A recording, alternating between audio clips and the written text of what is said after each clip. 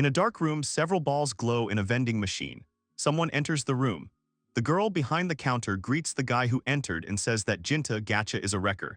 She says that this time everything will be different from usual. Jinta says it's interesting and he will do everything quickly. He will assemble his harem. Some time ago, Heaven, the Divine Garden. When Jinta came to his senses, he was sitting on a chair alone in a completely white room. And then someone announced that 24-year-old Kazami Jinta had accidentally died on his way to work. That someone turned out to be a nice girl. She asks if she said it right. Jinta, looking at the girl, is surprised that a beautiful blonde with blue eyes is sitting opposite him. After a few seconds, the room took on clear boundaries. Jinta was now sitting in front of the reception desk with other people walking around him. Jinta didn't understand what was going on, and he asks the girl who she is. The girl makes a small bow and says that her name is Liafu. She is the goddess of life and death. Liafu looked like a teenager. Jinta is at a loss. Liafu continues to say that this is the place where they choose where his soul will go after death. Liafu tells us that if a person reaches nirvana, then he can be reborn in the same world or in another. Jinta, a little nervous, asks what she means. Looking at the information about Jinta, the girl confidently says that he is dead. Jinta suddenly gets up from her chair and is happy, shouting at the top of her voice, which scares Liafu very much. Liafu, confused, asks why he is so happy about this. Did he really damage his brain when he was dying? Jinta happily says that now he doesn't have to go to work all the time. Jinta is glowing with happiness. He happily continues to say that now he cannot go to work at all and how cool it is. Other people turn to look at them with interest. And Liafu asks him to stop shouting because everyone is watching and it's starting to embarrass the girl. The girl thinks that it looks like his life was very bad. She sighs and then goes on to say that in any case, they decided that he would go to heaven. Jinta asks again in surprise. And Jinta repeats that he will go to nirvana. Liafu agrees.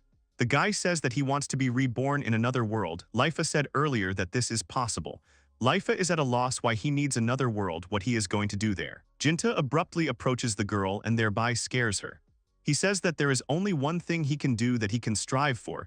He can conquer a whole crowd of girls and create a harem. Liafu doesn't like the idea of junta, and she looks at him with disapproval and annoyance. Trying to justify himself, the guy stammers that of course he wants to do more than that. Jinta says he wants status, fame, and money. All the things he couldn't achieve, the things he always wanted to do. He enthusiastically says that he wants to get it all. Liafu bursts out laughing. And a second later, she's laughing at the top of her voice. Laughing and holding her stomach, she says he won't be able to do it. Jinta, feeling awkward, says that he read novels and thought that if he went to another world, he might succeed. Wiping away her tears, she says that this is not so. She means that they don't even know who Jinta will be able to transform into. Liafu says that an ordinary man like Jinta can at best be reborn into a small handkerchief, a small piece of cloth. Jinta is shocked by this, he didn't expect it. Liafu continues to say that she doesn't know what he read there, but he should forget his dreams and go to heaven. This situation is starting to anger Jinta. Liafu turns away and says she doesn't have time to waste her time on dreamers. Jinta jumps at her from the top. Jinta asks her not to laugh at the man's dreams. Liafu screams. The rest of the people in the audience turn to look at them. The girl asks him to stop, and she asks what he's doing. Junta grabs her hand and asks her to send him to another world. Liafu says it's impossible. Jinta tries to persuade her and says that if she doesn't do what he asks, or he won't let her go. Liafu tries to run away from him and pulls away, but she can't do it and tells him to stop because she refuses him for a reason. She tells us that if she voluntarily or accidentally sends a person to another world, a lot of bad things can happen. Jinta says he doesn't care and tries to grab her. Now he's aiming for Liafu. The girl is trying to escape from him. Jinta notices the buttons on the table and asks that it is a path selection button. He asks Liafu to send him to another world faster, but Liafu says she can't do that. Jinta grabs Liafu's hand and says that in that case he will help her. Lifting her hand, Jinta notices something and says in shock that this can't be happening. Liafu feels awkward and asks what happened. Holding her hands, Jinta says that she looks very much like a teenager. Liafu is confused and it hurts her. Jinta clicks his tongue and doesn't quite say where he can find a goddess with good features. He loudly asks where she is hiding and asks her to come out. The bodice of Jinta's statement turns red and goes limp in his hands. Jinta looks around for another goddess. Ignoring the girl, Jinta says that he needs to find the goddess. Hearing this, Liafu starts twitching and says that this is not the case. Barely holding the girl, the guy asks her not to twitch and calm down. Because Liafu was twitching, she accidentally presses the rebirth button. Noticing this, Jinta and Liafu freeze in confusion. A few seconds later, a bright light illuminates the room and a magic circle appears under their feet. and this circle starts to glow even brighter. After that, a table with the name of Jinta appears, the mechanisms begin to move and begin to spin. Jinta is very happy about this outcome, but Lifa cannot believe what is happening and she panics. An inscription appears stating that they are being reborn into another world. The magic circle doubles and surrounds Jinta and Lifa. They are lifted into the air and the room absorbs bright light. The main characters are transported to another world, and thus Jinta is reborn in another world. It's a clear day. Somewhere in the sky there is a flash and a bright ray of light hits the ground. Steam is billowing in the place where the beam struck. Jinta, who is lying in the pit, says with displeasure that this is not the most pleasant way to reincarnate. Suddenly something flies over the guy and the shadow of a huge creature falls on him. Looking closer, he sees a huge dragon and is surprised by it. Jinta found himself in some magical world where dragons fly. Looking around, he happily says that he has finally found himself in another world. Looking at himself, Jinta thinks that he does not feel reborn, maybe this is reincarnation. But Jinta feels like he's sitting on something. It turned out that he fell right on top of the goblin. Jinta sees the goblin's status. Noticing this, Jinta quickly jumps off him, and he says it looks like he's not alive anymore. And it seems he killed him when he fell on him. A stone falls from the goblin. Jinta notices this, and picking up this stone, he examines it from all sides and notices that the stone is silver. He decides to keep it for himself and puts it in his pocket. A status window appears in front of Jinta, and he decides to examine what this window shows. Remembering Lifa, he thinks that if she were next to him, he could ask her.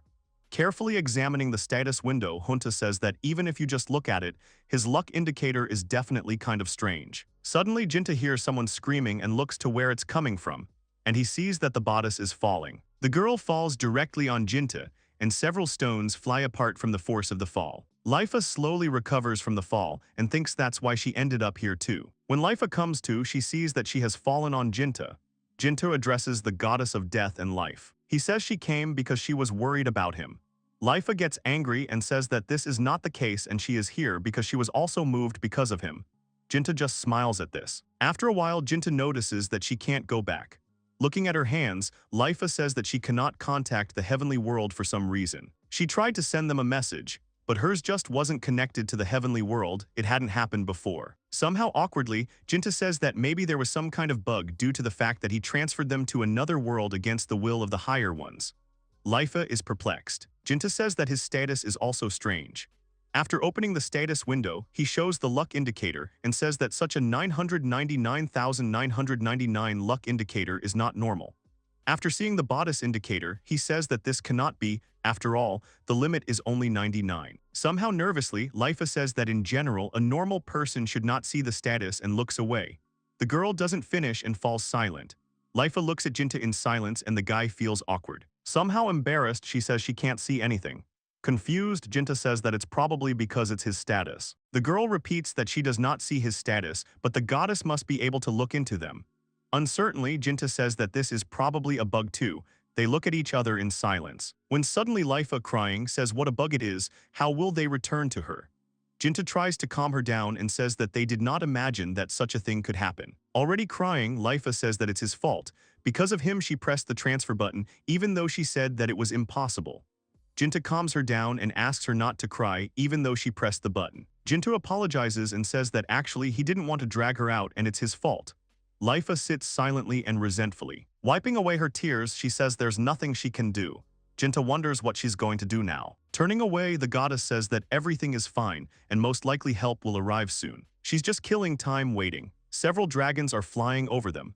Jinta says that now he has a chance to make his dream come true. She adds that now he can do whatever he wants. After listening to her, Jinta thinks about it. He asks if she wants to go with him. Lifa is surprised by this suggestion. Jinta says that in the end, it's his fault that the goddess was dragged into this mess. This admission surprises Lifa. He continues that he would like to do something to justify his guilt to her. Jinta smiles, pleased with himself, and looks at the girl expectantly. Lifa asks if he is sure of this. If he is with her, she can pull him back when help arrives for her. She's trying to scare him with it. After some thought, Jinta replies that then he will have to go to heaven. This surprises the girl. Jinta explains that leaving a crying girl alone is definitely against his ambitions. Having said that, he smiles happily. Embarrassed, Lifa says she doesn't understand what he's talking about, and she didn't cry. Getting up from the ground, she agrees and comes closer to the guy. She says that if he insists so much, she will go with him until help arrives for her. Already smiling happily, the girl says that she is wondering how he is going to make amends to her. Lifa joined the team. Somewhere in the forest, the goddess asks him what his name is. The guy replies that Lifa can just call him Jinta. Lifa wonders if he's sure. Smiling, the girl says that he can just call her Lifa. Jinta stops and looks at her, and the girl asks what they were talking about earlier. Remembering what they were talking about, Lifa says that she will be with him, albeit for a short time, and notices that the guy is very lucky. Jinta asks why that is, and he adds that maybe it's because the bodice is cute. This takes the girl by surprise. Blushing deeply, Jinta stammers and says that's not what she meant. And twirling her finger, she says that she meant that she has enough knowledge about this world. And he happily tells us that whether it's geography, information about creatures, or information about ordinary things. Lifa says that first of all, they should go in that direction to the town of Kakin. She suggests they take a look there. Jinta is surprised by this knowledge and says that she is knowledgeable enough. Delighted, Lifa says it's natural, she's a goddess after all and he can ask anything. The guy agrees and remembers something. He's looking for something in his pocket. Jinta says there's something he wanted to ask the beautiful goddess Lifa about. He's about the thing he picked up. Lifa is somehow displeased, saying that he says he doesn't fully evaluate her. Jinta takes the stone out of her pocket and asks if he knows anything about it. The bodice is carefully viewed, and he says that this magic crystal is called a core. They fall from monsters, and he can distinguish their quality by color. After examining the color of the stone, the girl is surprised, and she says in complete surprise that it is a silver core, and where he was able to find it. Jinta calmly says that he picked it up from the goblin he had pinned down. Lifa is a little shocked by this. Jinta asks that silver is so rare. Lifa stammers that it is. The girl explains that by the way this core is in the second place in terms of rarity, the rainbow crystal is in the first place and the golden crystal is in the third. Lifa adds that if he sells the crystal, he can get 100,000 rin. Jinta is a little surprised. After that, the goddess explains that it's like 100,000 yen and she praises the main character. Jinta feels awkward and turning away says that even so, he still has a strange feeling. Lifa freaks out and says that she has never seen such a combination of circumstances, just be grateful for luck. She says that usually he needs to go into the dungeon just to find one such piece. Jinta is surprised by such a rarity. Lifa tells him to just think, he probably wouldn't have been able to find 100,000 on the road. Jinta agrees with her. Jinta says that if he can get enough of them, then Lifa won't need to break the logger. Lifa doesn't know what to say to him, and she says if she's sure about it. Jinta confidently says that this is the case. Jinta says there's already a lot going on, so she shouldn't worry about it. Lifa agrees and happily thanks him. Seeing her smile, Jinta gets embarrassed and says quietly that it's not worth it. Seeing his face, Lifa calls him.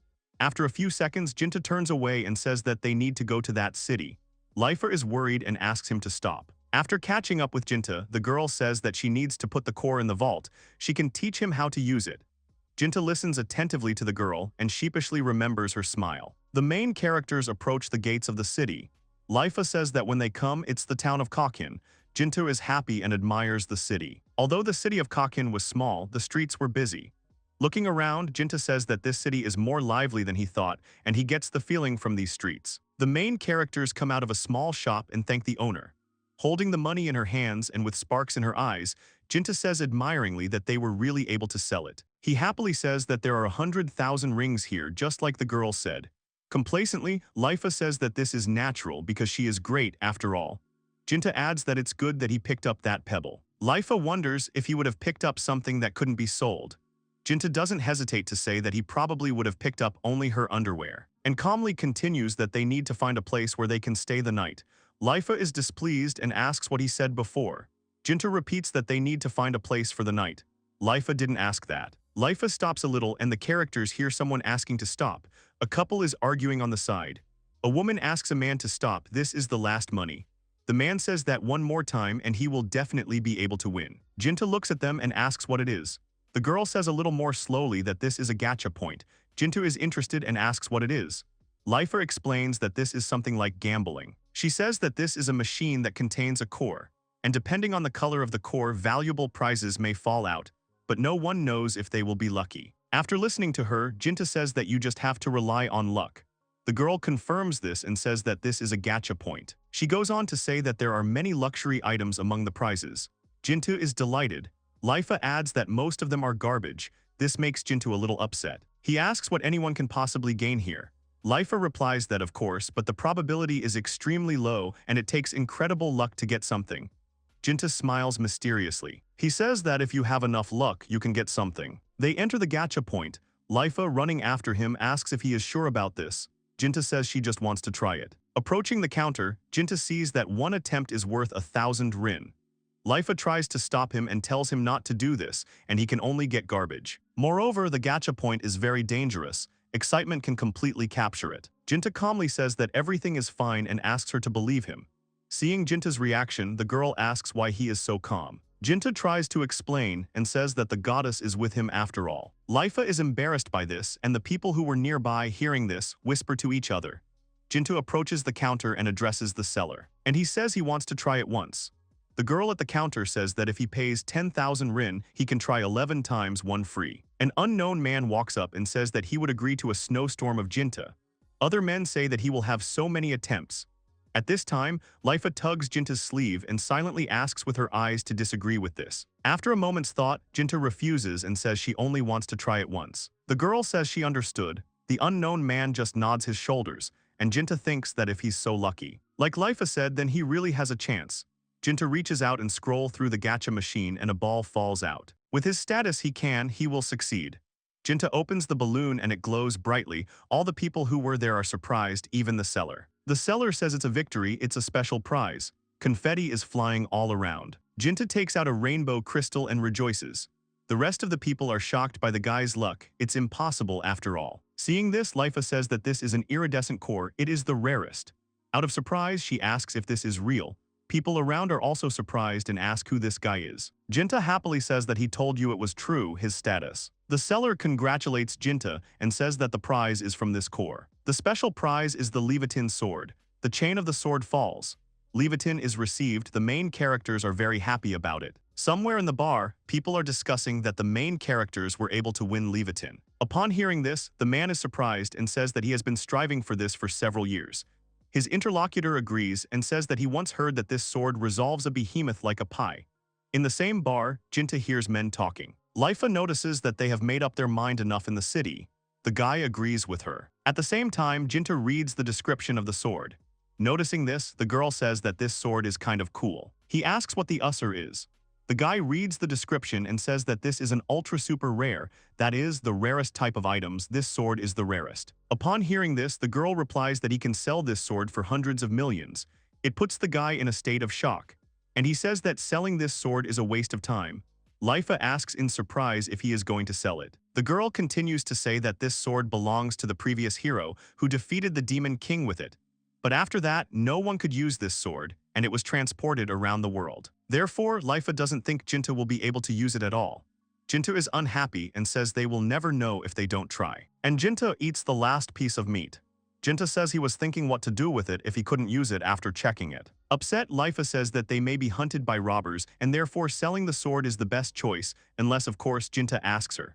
The waitress approaches them and thanks them for waiting. She says their dessert, the iced panga, is ready. When Lifa sees the dessert, she is immensely happy and Jinta asks if she likes it. Lifa nods happily. Already at night at the hotel, Lifa sits on the bed and says with relief that she is full. Jinta notices that the food here is very tasty. Suddenly, Jinta notices something. Lying on the bed, she says that she has been in the heavenly world for too long. She'll have to stay here a little longer. She turns over. Lifa wonders what he plans to do next, and she asks if he will follow the path of adventure. After thinking a little, he says that the path of adventure is the fastest way to rise in rank. Lifa adds that the risk is also high. Jinta confidently says that he can take on these risks. Jinta says it's all about making her ambitious plans come true. Lifa looks at him sheepishly. And when she gets up, she tells him to calm down, because as long as she's around, they're safe. She keeps saying that he can be calm. She can teach him everything she knows about this world. Lifa proudly says that she is level 999. She is the strongest goddess. Jinta just can't believe her words. Lifa asks why he has such a face. The guy says that her characteristics are similar to those of that goblin. Lifa is surprised and can't believe it. She says it can't be and he has to double check. Lifa serves from the edge of the bed. She bangs her head and her little crown falls off. Lifa is terribly embarrassed and blushes. Jinta helps her up. Lifa is shocked and asks why there is so much damage from a simple fall. Trying to support her somehow, Jinta says that maybe this is a bug that is related to their movement. This upsets Lifa and she lies down on the bed and turns away. She says she doesn't care anymore. Jinta carefully descends the stairs. The owner of the hotel notices him and asks where he is going at such a late hour. Jinta replies that he just can't sleep a little. He thinks it's hard to stay calm when there's a little girl sleeping across from him. He tells the owner of the hotel that he will go for a walk for a while and will be there soon. And he goes outside. He thinks he's going to try using Leviathan next. Jinta is going to check the sword quickly, and he walks towards the gate.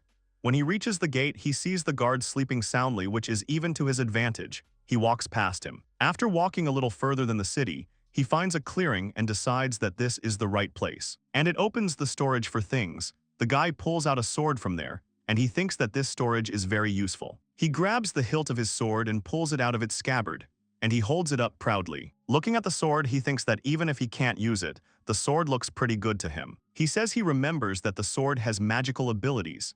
After opening the description of the sword, he wants to try the dark thread. Holding the sword in front of him, he tries to focus on the cobblestone. He holds the sword confidently and closes his eyes, even though he doesn't know how the sword works. Small shimmering particles appear around it, and a magic circle appears under his feet. Circles also appear around the blade of the sword. Jinta opens her eyes in surprise. A dark thread begins to swirl around the blade, and after a few seconds, the sword emits a strong stream of energy. Jinta is thrown back by the flow of energy. The cloud of magic reaches the stone, and seeing this, Jinta thinks that this is how energy feels. But that's when the monster screams. Jinta raises her head and looks in his direction. It was his magic that hit the monster. A few seconds later, the monster dies, and Junta realizes with horror that it was not a boulder. As Jinta gets closer to the monster, she sees that it wasn't a boulder. And it reveals the characteristics of the monster. It was the Lord of the Plains, Behemoth. He sheathes his sword in horror and thinks that killing a behemoth in one blow is quite frightening. Suddenly, he sees something on the ground. He returns to the hotel late at night. Going up the stairs, he doesn't feel well. It looks like he spent a lot of mana. When he opens the door of the room, he thinks that he will sleep soundly through the night. Lifa asks where he went. Jinta sees that Lifa is very angry at him, and tears have gathered at the corners of her eyes.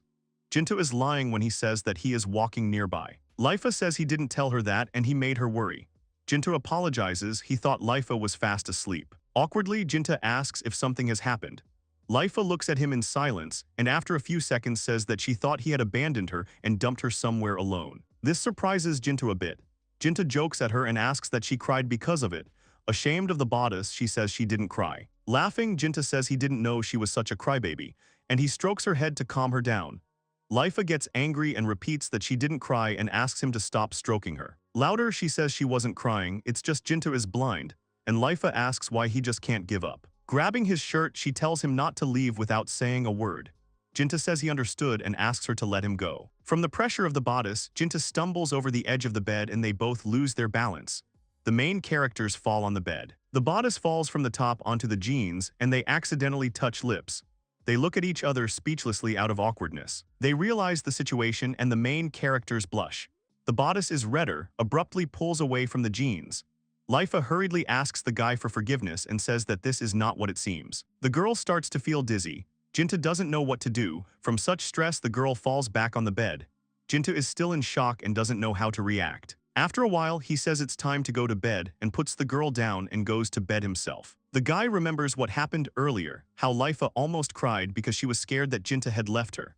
And the guy thinks that she moved here because of him and praised the bug that zeroed out her powers. She has a right to worry. The next day in the morning, Lifa wakes up unhappy. Jinta wishes her a good morning. The girl also responds to him. The goddess says that she can't remember about last night, about what happened after Jinta's arrival.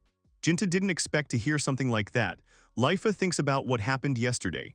Jinta tries to distract her and offers to just wash up. They go downstairs and have breakfast. Lifa says she decided to help him. Jinta doesn't understand what she's talking about.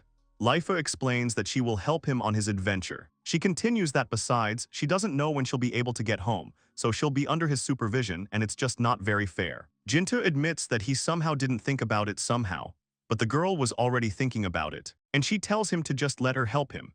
The guy thinks a little and says that Lifa knows a lot more about this world, so he agrees. Lifa rejoices at his decision and asks Jinta to give her a hand. Jinta hesitantly holds out her hand. Shaking Jinta's hand, Lifa says that from now on they will be best friends. Jinta smiles and agrees with her. Already in the room, Jinta tells that he defeated the behemoth at night. Lifa is surprised that he was able to do it alone and says he's joking. Tie your tie, Jinta says behemoth is strong enough. Lifa can't believe him and says that even the meaningful Crescent Moon Alliance failed in hunting him, so it's not something that can be done alone. In response, Jinta says that he also knocked out his horn, and he gives the horn to Lifa. Lifa is surprised that this horn is so big, it's definitely a hippopotamus horn. It looks like Jinta was really able to defeat a hippopotamus alone. Lifa asks how he did it. Jinta replies that he used magic from that sword. Jinta continues to say that he just wanted to test magic on a random stone, then there was an explosion and that's it. Upon hearing this, Lifa clarifies, saying that he can use a sword. Jinta replies that he can do it without any problems. This puzzles Lifa and she says it's strange. Usually no one can pull a sword out of its scabbard, but Jinta did it. The guy says he was thinking about selling the horn and the rest of the monster drop. Lifa happily agrees. They reach the store where they sell things. The saleswoman is surprised to ask Jinta that he was able to defeat the behemoth and was able to do it alone. She says it's hard to believe, but this horn and scales are direct evidence of that. The woman says she can't buy these things and they should contact the first guild. Jinta is surprised, and the woman says that if he reports the completion of the cross, they will reward him. Lifa says that was the way to kill a hippopotamus. The woman hands them a paper and says that she will give it to them, a report on the evaluation of materials. It will help with the report. The main characters thank her. After that, Lifa says that he needs to buy some clothes. Jinta is confused and asks why this is. Lifa replies that his clothes stink a lot. Jinta is embarrassed by this and sniffs. The woman offers him her help. After Jinta has changed his clothes, the woman notices that the new clothes look good on him. She goes on to say that it's like he's going to university, and these clothes really suit him. Uncertainly, Jinta asks Lifa what he looks like. This is the first time he wears something like this. He asks if he looks weird. Lifa did not expect such a question. The woman keeps saying that he looks great. Lifa smiles sheepishly. In Jinta's mind, Lifa laughs at him and says he still smells weird, and she thought it was because of the clothes. Jinta is still waiting for Lifa's reply. Lifa says uncertainly that he looks great, and blushes. Jinta blushes too and thanks her. The main characters continue their conversation with the shopkeeper. At the same time, a man is watching them through the window. He turns to the others and tells him to look at them. It looks like the guy got a cool thing.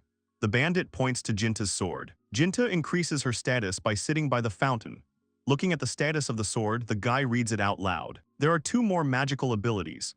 Behind Jinta, Lifa sits by the fountain with a displeased expression and says that everything is as she thought. She says that defeating a behemoth alone is an impossible task, but with such a status of a sword. She takes the sword and Jinta sees the status. They're both surprised. After seeing this, Jinta says that it looks like what he got. Lifa replies that if Jinta takes this sword, he will get a big boost. Lifa is surprised. He thinks it's because of luck. Lifa is unhappy and says that ordinary luck will not affect such a strong weapon in any way, but only a broken luck limit could somehow affect it. Jinta asks in surprise what she means by that. Lifa confidently says that this is a bug again. Jinta says with displeasure that he still doesn't understand. Lifa gives the sword back to Jinta and says that she is not so lucky. The goddess asks what they will do next. Jinta looks at her questioningly. The girl says that she actually wanted to visit one place. The main characters came to the gacha point again. The girl behind the counter greets the heroes sweetly. Jinta is somehow disappointed and says that this is the best place. Lifa enthusiastically says that everything is fine and she also wants to try it once. Jinta asks the girl if there is anything here that she liked. Lifa joyfully says that there is. Lifa enthusiastically points at something and says that this is it. Jinta asks that this is a house by the lake. Lifa joyfully says that he is beautiful. Lifa says they can't live in a hotel. Jinta notices that this is a valuable prize, he won't get caught so easily. Lifa says they won't know if they don't try. Lifa looks at Jinta pleadingly and says that just once. Jinta gives in to her and says that she will go for once. And she takes out a bill and Lifa is very happy about it. Jinta calls out to Lifa and says that it's worth hugging before trying. Lifa looks at him blankly. Jinta explains that he wants to help with luck. Lifa confusedly says that she doesn't want to because Jinta is thinking about something wrong. The girl complacently says that she does not need his abilities. She will show Jinta what the goddess is capable of. 10 minutes later, Lifa is crying and says she wants one more time, and it will definitely fall out. She's holding a pile of trash in her hands. Jinta doesn't quite tell her not to be stupid. This is the 10th attempt and it's all complete garbage. Lifa wanted to say something, but Jinta says it's all garbage. In her hands she held a dirty cloth, drawing sticks and a dirty napkin. Jinta notices that she is not designed for such games, she just got excited. Lifa asks Jinta to give her another chance. Incredulously, Jinta tells her to let him do it next time if she wants this house. then she must definitely give it a try. Lifa is unhappy and agrees with him. Seeing her expression, Jinta asks why she is unhappy now. Trying to calm her down, Jinta says that he understands that she wants to feel like a winner. Lifa makes excuses that this is not the case. She continues that if Jinto is the only one who wins, then in the future he will say that this is his house, not hers. Lifa is unhappy and says that he would have said something like that. Jinta is shocked and says that he would not say such a thing. Jinta grabs her by the shoulders and says that he will never say such rude words, especially if he wins, then they will both win. Lifa is embarrassed by such words. Lifa looks down in embarrassment and says it's okay. Jinta gets embarrassed too and thinks he told her that. The girl behind the counter says questioningly that she congratulates them. Even more embarrassed, Jinta says that she was mistaken and it's not what she thought. After looking at the guy more closely, the girl asks if he is the last winner. Jinta confirms this. The girl says that he is incredibly lucky. Jinta replies that you can say that and that he was lucky for the first time. The girl sweetly says that he should try again. He needs to try while he's lucky because he's aiming for a house on the shore. Jinta agrees. Jinta says that Lifa had tried to knock it out before as she saw. Jinta holds out 1,000 rin and asks to try it once. The girl asks if he is sure. The girl, smiling sweetly, says that she recommends paying immediately for 10 attempts, because luck will not be able to accompany him so favorably all the time. Jinta confidently says that everything is fine and asks for one try. The girl unhappily wishes him good luck and says that she hopes for his victory. Just as displeased, Jinta says that he will certainly win. Lifa, standing behind, says that he is the best and that he can do it. Jinta nervously says that she should just hope for Rand. One of the girls at the counter says that if he wins again, then they won't have such prizes left. The other girl says it's okay, he can't do it again. Jinta takes out one plastic ball. The girls are watching him intently. After opening the balloon, Jinta gets a little lost and calls the tenant.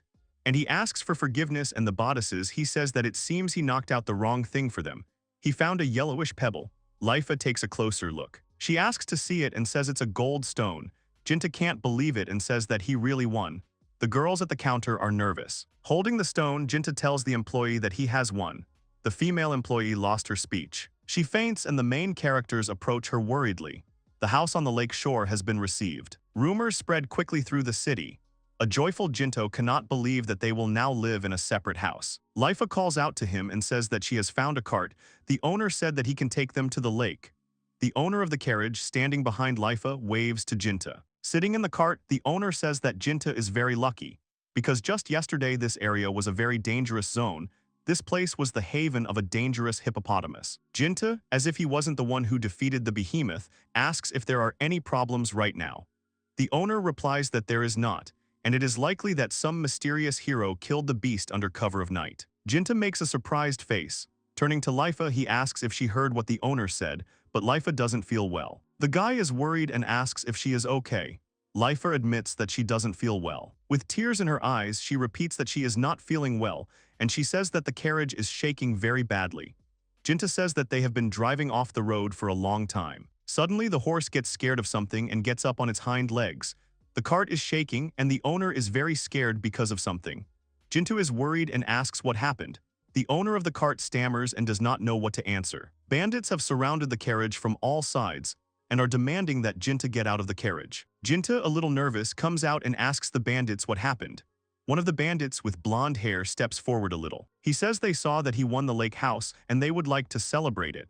Jinta incredulously thinks that these guys look like real bandits. The bandit demands that Jinta hand over the keys to the house, and he warns that if he does anything, he will become food for the fish of this lake. He demands that he hand over the heroic magic sword. Jinta looks at them calmly and says that's how they know about him, and grabs his sword. The bandit, smiling eerily, says that not only does he know about the sword, besides, he has already set his sights on this sword. He says that this sword will bring them enough money in the market, a lot of money. Jinta gets a little tense. One of the bandits drags Lifa by the hand and calls his boss. The blonde bandit turns to look at him. The bandit shows the ringleader a bodice and tells him to look at her. She is as beautiful as a doll. The leader smiles eerily and looks at Lifa with satisfaction. He says she's really beautiful and she can have a lot of fun if she plays with her. He touches Lifa's face. The main bandit grabs Lifa by the chin and tells her to stop frowning, although she doesn't. He says he likes strong-willed women. Jinta thinks it would be better if he didn't bring his face so close. She strongly pointed it out after the trip. Lifa is dragged away by another bandit, and she asks them to stop shaking her. The main bandit turns to Jinta and says that he has decided everything, he has changed his plans, now he wants to take everything. Jinta is shocked and asks that she even takes the house. The bandit, grinning, says that he will need a place. No one will bother him here, this is a good place. He tells him not to worry, they're just playing with his girlfriend for a bit. Jinta looks at him in silence. Jinta steps forward a bit and says that if necessary, he will take the matter seriously. The bandit laughs and tells Jinta not to embarrass himself. Smiling and confident, Jinta says that he should refuse. The bandit is unhappy with this and says it means they will take his life.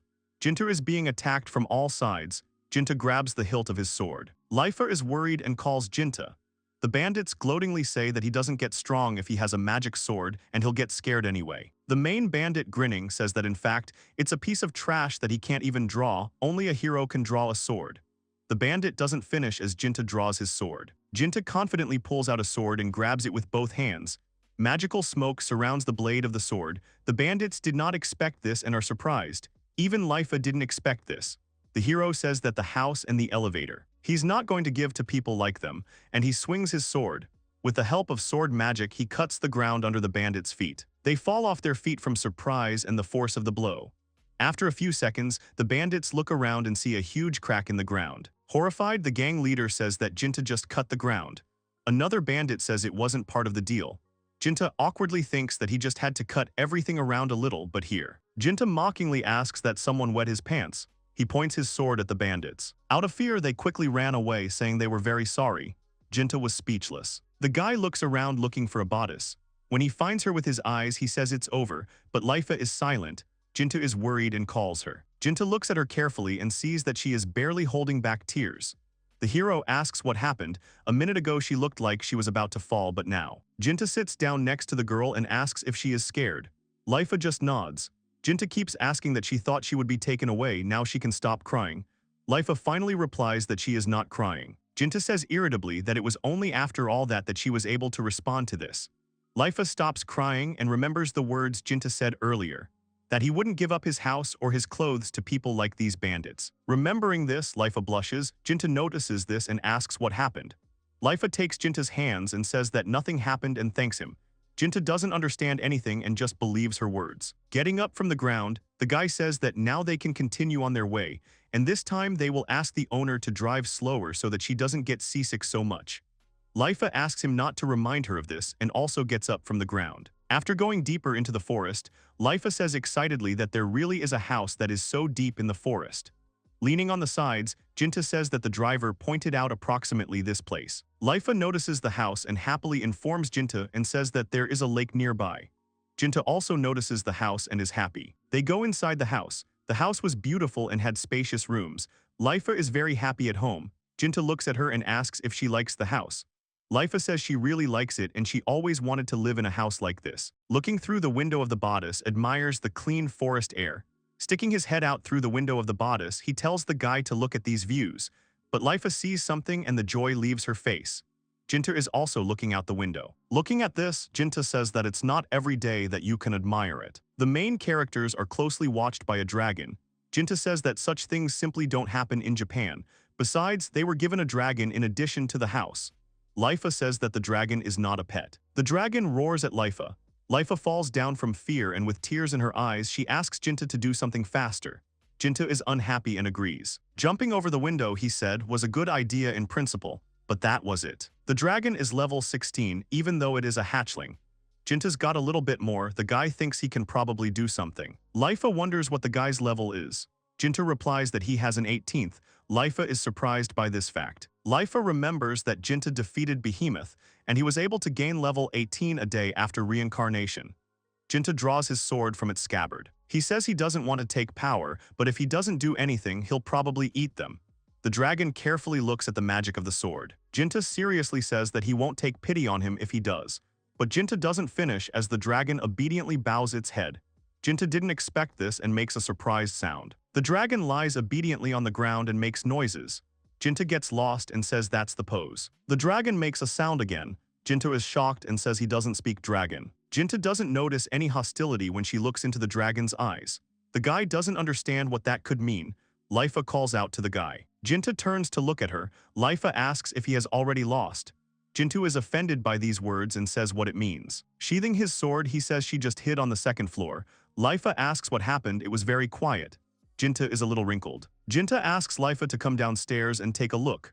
Lifa looks at him questioningly. After going downstairs, Lifa is surprised that the dragon is so cool. After looking at the dragon carefully, Lifa says that this is the dragon's position when he swears to the master. Jinta looks at her questioningly. Lifa says that he is completely lying on the ground, and she asks how it happened. Jinta is upset and says that he himself does not know how it happened. Lifa suggests that maybe he confused him with his mother after seeing his abilities. The fire was similar to a dragon. Jinta says uncertainly that he doesn't think so, and it's kind of stupid. Jinta squats down and says that if you think about it, what is a baby dragon doing here? The dragon squints and makes a sound. Lifa watches them in silence, and he asks what they need to do with this dragon. Lifa notices that he looks harmless. Jinta agrees with her. Lifa happily says that he looks very cute. Jinka agrees with her with a stretch. The goddess playfully asks what's next. Well, yes, she wanted to keep him. Jinta hesitantly says that maybe everything will be fine and let him become part of the family. Lifa happily asks what he really allows. The girl runs up to the dragon and hugs him. She says that if that's what he wants to do, then that's fine with her. Lifa tells the dragon that it's nice to meet you, but the dragon pushes her away. Jinta says they need to get the house in order and then they can start the journey. The dragon makes a cheerful sound. Jinta begins her great adventure. Early in the morning, Jinta looks at the other side of the bed in shock. On the other side of the bed, Lifa is sleeping peacefully. Jinta confusedly says that why is he in the same bed with Lifa? Jinta needs to remember what happened yesterday. Jinta remembers that after they swept the whole house and explored the surrounding forest with the dragon. Night fell, Jinta and Lifa enter the room and feel awkward. Jinta is displeased to notice that there is only one bed in his room. Lifa awkwardly agrees with him. There was one double bed in the room. Jinta turns away and says that in this case he will lie down on the sofa in the living room and Lifa will get the bedroom. Lifa tries to stop the guy, and she says a little shyly that the bed is big enough so she's sure they can fit comfortably on it. Jinta is shocked by this suggestion and he thinks that two people are in the same bed. Lifa is very embarrassed and looks down. Jinta thinks that they're really going to sleep in the same bed. In Jinta's mind, Lifa says that she will make him take responsibility for what he has done. Jinta silently looks at Lifa and doesn't know what to say to her. Before going to bed, Jinta calls Lifa. But in reality, Jinta is unhappy lying on the bed, and he thinks that the girl fell asleep almost instantly. Lifa is sleeping very soundly on the other side of the bed. After a while, Jinta's mind slowly sank into darkness. Before going to sleep, tears gather in the corners of Jinta's eyes. The next day, Jinta, sitting on the bed, says that Lifa is playing with a pure male heart. Lifa is sleeping peacefully next to him, but she makes a sound in response. Lifa slowly wakes up, and when she wakes up, she rubs her eyes. Jinta notices that Lifa is awake. After waiting for Lifa for a while, she says that she is dying of hunger. Jinta looks at her in silence. A little later, Jinta brings some fruit. Seeing this, Lifa rejoices and says that the floor is Anango and asks where he found them. The girl asks if she can eat them. Jinta says that of course he can eat them and he found them in the forest yesterday. Jinta says contentedly that Hye-chan seemed to find them delicious, so he took a couple himself. Lifa looks at the guy questioningly and he asks who Hye-chan is. Jinta explains that Hye-chan is that baby dragon. Since she is a fire dragon, he decided to name her Hye-chan. Kai is Japanese for fire. While having breakfast, Lifa says that this name is just terrible. Ignoring her, Jinta says what about the plans for today? He would like to return back to the city of Kakin for a while. Lifa enthusiastically asks if he wants to try his luck with gacha. She can't wait to go.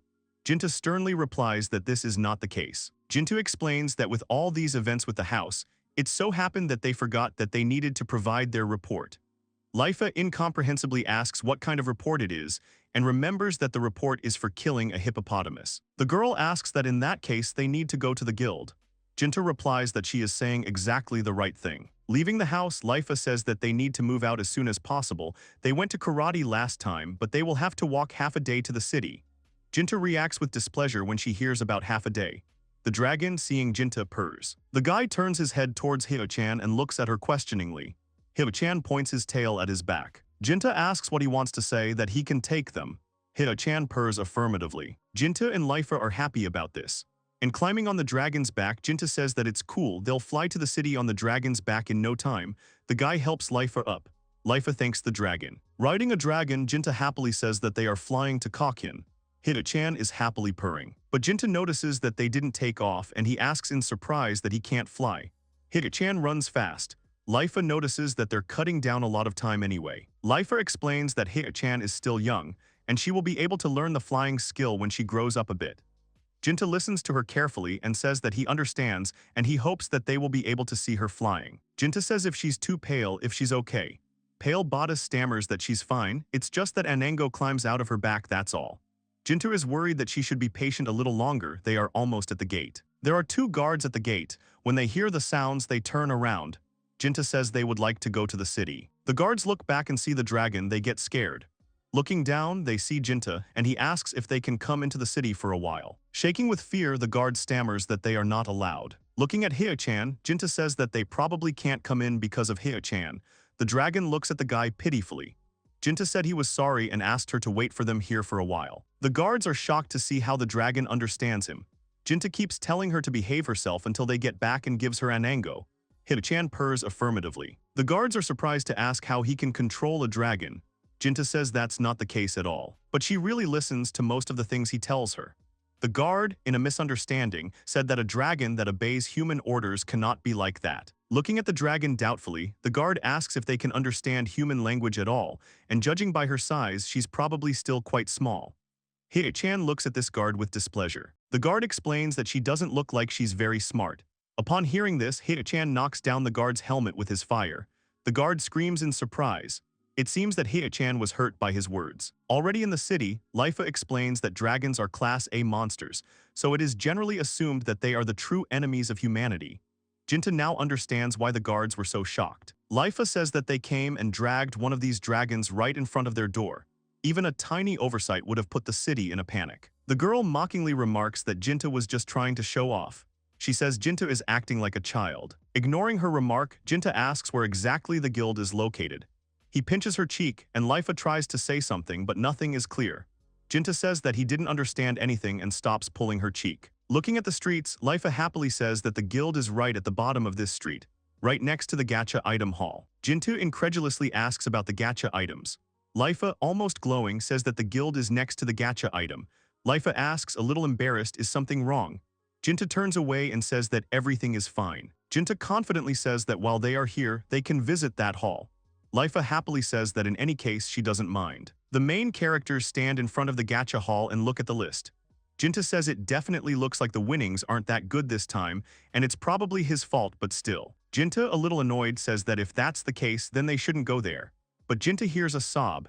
The sobs don't subside and Jinta doesn't feel comfortable. He turns to Lifa and asks her not to start crying. Jinta starts quickly saying that he will let her play once just to make her stop crying. Lifa confusedly says that it wasn't she who was crying. Someone is sobbing. Jinta and Lifa look away and see a little girl crying in front of the entrance to the gacha hall. Looking at her, Jinta asks why such a little girl is leaving the game room. Lifa tells him that they won't know if they don't ask the girl. Lifa walks over to the girl and squats down. The girl introduces herself and politely asks the girl what her name is. The little girl calms down a bit and says her name is Irulai. Lifa asks her why she is crying. Irulai-chan doesn't say anything. Crying, Irulai says that there is one prize that she wants to get no matter what. But she just can't win it, and she shows a bunch of trash. Lifa starts crying and hugging too. She says that all her hard-earned money was wasted, it must be so hard. Jinta watches them from the sidelines and feels awkward. Jinta comes closer and asks what is the prize she wants so badly. Irulai wipes her tears and looks at the guy. Having calmed down a bit, Irulai points to the prize she wants. Jinta sees Achai's mighty bow and is a little puzzled. Jinta looks at Irulai and asks that it is a gift for someone. Lifa replies that no, it's not a gift. The girl explains that this bow belonged to her father. Lifa is embarrassed. She asks if she came here with her father. Irulai says that her father was killed by a hippopotamus. The main characters did not expect this. Jinta, after a short silence, says that it's like a memory of him. He thinks it happened long before he came to this world. He found out that Irulai's father had fought Behemoth with this particular bow, and he had lost. And at some point, the fallen bow was found by an ordinary passerby, changing owners hundreds of times. Eventually, it ended up in the possession of this hall. Irulai cries and says that she has been searching for so long and finally she was able to find him. Lifa calms her down and tells her not to worry. Irulai looks at her questioningly. Lifa says that Jinta's big brother will get this bow for her, the size of the first bow. Irulai can't believe what she's heard. Jinta replies that there is no need to give people hope that if he cannot win. Iryulai sarcastically says that Jinta really wants to say that he will not be able to win. Lifa and Iryulai look at the guy pleadingly. Seeing their gaze, Jinta cannot refuse them and says that it can be considered that it has already been won. Jinta enters the hall, followed by Lifa and Iryulai. They are greeted good-naturedly by the employee of the hall and says that he also came today. Jinta says he came for the grand prize today. Lifa, who came in after Jinta, comes forward and loudly says that the golden core is the rarest, behind the mighty Yuchi bow. This is her revenge for yesterday. Jinta did not expect this and silently watches Lifa.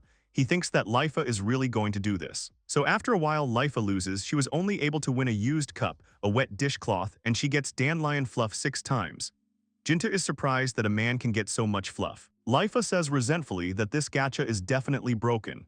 Jinta asks her to stop making strange accusations. Jinta says that everything is fine, this time he will try, but Lifa refuses this and says loudly that there is one more capsule left. And she opens the capsule, a stone falls out of it. With tears in his eyes, he says that she won 2,000 rings for lunch. This is the first real prize.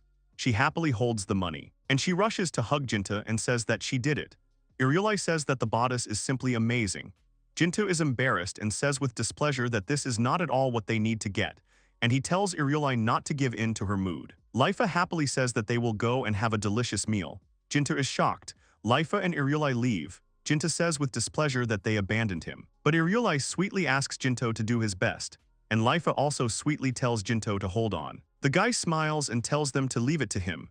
Lifa and Iryulai calmly leave the hall. After they leave, Jinta wonders what to do now.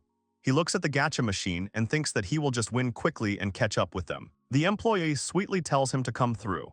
Jinta sees a gacha vending machine and thinks that this machine is huge. Jinta awkwardly admits that he would like to play on a normal slot machine. The girl says that this is a normal automaton, but Jinta notices that this one is definitely bigger than the one next to it. The girls behind the counter look at each other and agree. Jinta confusedly says that he's talking about a machine gun. Jinta says suspiciously that this thing is definitely full of trash, and he asks if it's even legal. The employee says that this is a new special measure that had to be taken because of some customers who tried to cheat. Jinta excitedly asks what they are saying about him. The employee whispers to her partner that this is the part where he will give up and go home. Her partner says she feels a little guilty. Jinta has been thinking about what to do all this time, and he says that everything is clear. After that, he confidently says that since that's the case, he agrees. The employee did not expect such an answer, and she stammers that he's definitely going to play on this huge slot machine. Jinto is confident in his decision and asks that it is still worth 1,000 rins. Another girl tries to dissuade the guy and says that there are more than 5,000 bad capsules in this car. Jinta says there are some capsules standing there anyway. The girls reply that it is. Jinta confidently and completely without fear says that in this case he will play because this time he has a reason why he cannot back down. The employee says she has a bad feeling about this. Somewhere in the city, Lifa and Iryulai are sitting near a fountain and quietly eating ice cream. Iryulai asks Lifa if Jinta is okay now. Lifa confidently and calmly says that everything is fine with him. If he is good at something, it is his luck. There are some strange sounds coming from the hall.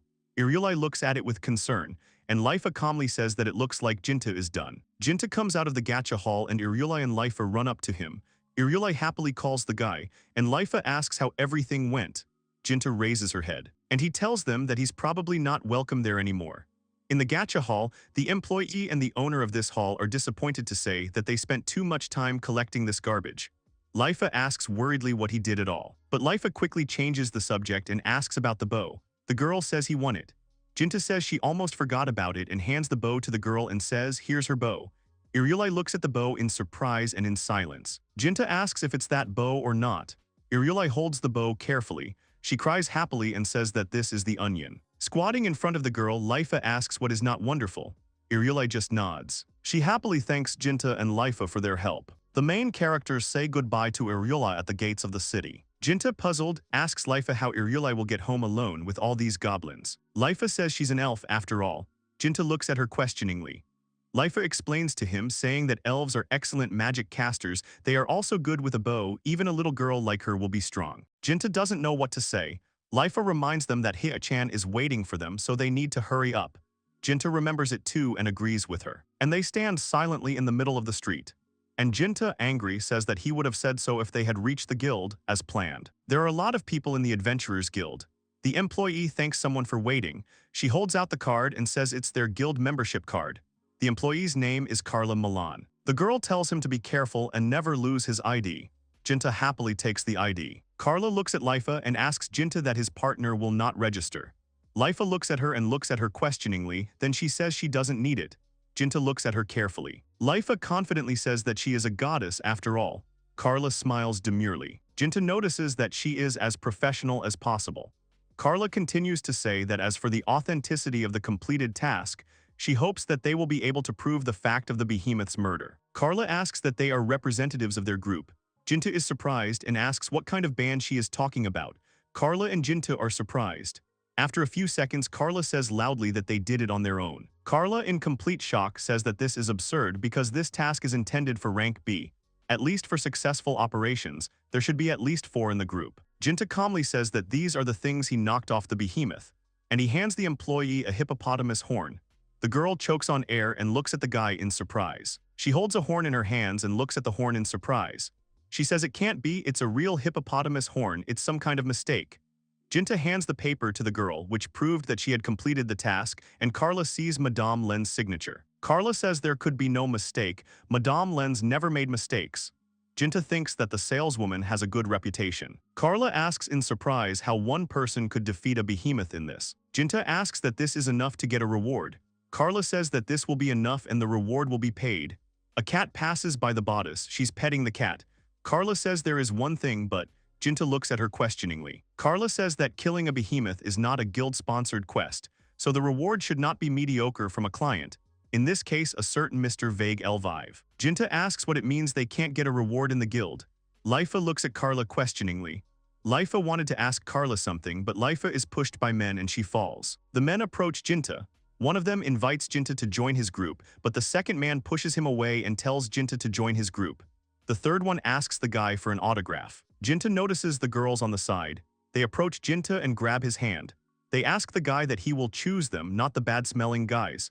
Jinta smiles sheepishly and looks at the girls contentedly. Jinta doesn't know what to do and says it sounds pretty tempting. The girls happily ask if he wants to walk with them to the nearest dungeon. Jinta confusedly says that he doesn't know. Liafu looks at them in silence and somehow sadly. It offends her a little. Liafu gets up from the floor and grabs Jinta's hand. She takes Jinta away and says they have to go. Jinta is surprised by her decision and says that they also need to ask something about the client. Liafu confidently says that everything is fine and she knows about him. She says that the House of Lions is quite a famous family of elves. They live in the forest in the north. She adds that he's acting like a fool right now. Jinta doesn't say anything. And feeling awkward, he asks what's wrong, if she has a headache or something similar. Liafu turns around with displeasure and says that there is nothing wrong with his head. Besides, she's never had any problems with her head. Jinta awkwardly says it's fun. The adventurers look on in silence. Flying on a dragon and heading to the village of elves together with Liafu, the main character asks her what she is angry about this time. She tells him that he misunderstood her and she's not mad at all. The guy doesn't believe it. And then looking ahead, he notices someone, and she asks if it's Ellie. He wants to fly closer to her and examine her face more closely to verify his assumption. But the girl is scared of an evil dragon heading straight for her. Ellie starts running away as soon as she sees him. The main character asks Hia to stop, and the dragon immediately stops so as not to hit the girl, but she falls to the ground in fright. The guy and the girl sitting on the dragon land, the main character immediately apologizes to Ellie and notices that they must have scared her very much. But the girl apparently recognized them, calling them brother and sister. And then she says it's so cool to travel on a dragon and she even envies them. The guy is happy with her praise, so he thanks her. Then he asks the girl if she lives here, to which Ellie replies that everything is exactly like that and her village is located in that forest. The main character begins to reflect on what the girl said, while the guy's companion hugs Ellie tightly. Jinta asks the girl if she happens to know Vague Lvov, because they have business with him. Ellie nods her head affirmatively and says that this is the headman of their village, and she can take them to him because she knows a shortcut. Sometime later, when they had already reached the village of the Elvive family, the main character looks around and notices that everything in this place looks very cool, beautiful nature. The guy thanks Ellie for spending time with them because they saved time, and at the same time he starts stroking her head. The girl continues and says that the headman lives in a house with a red roof, which makes everything clear to Jinta. And then Ellie said that it was time for her to go home because she wanted to show her mother the onion as soon as possible. And then the girl suddenly runs up to the guy and asks him to lean closer to her, because from such a distance, she will not be able to reach him and will not be able to tell him anything. The guy, without thinking twice, squats down and gets closer to Ellie. She begins to whisper words of gratitude in his ear because he gave her her father's bow. After that, the girl kisses him on the cheek as a sign of gratitude. She turns around and finally says goodbye to them, walking away from them in a completely opposite direction and humming something to herself.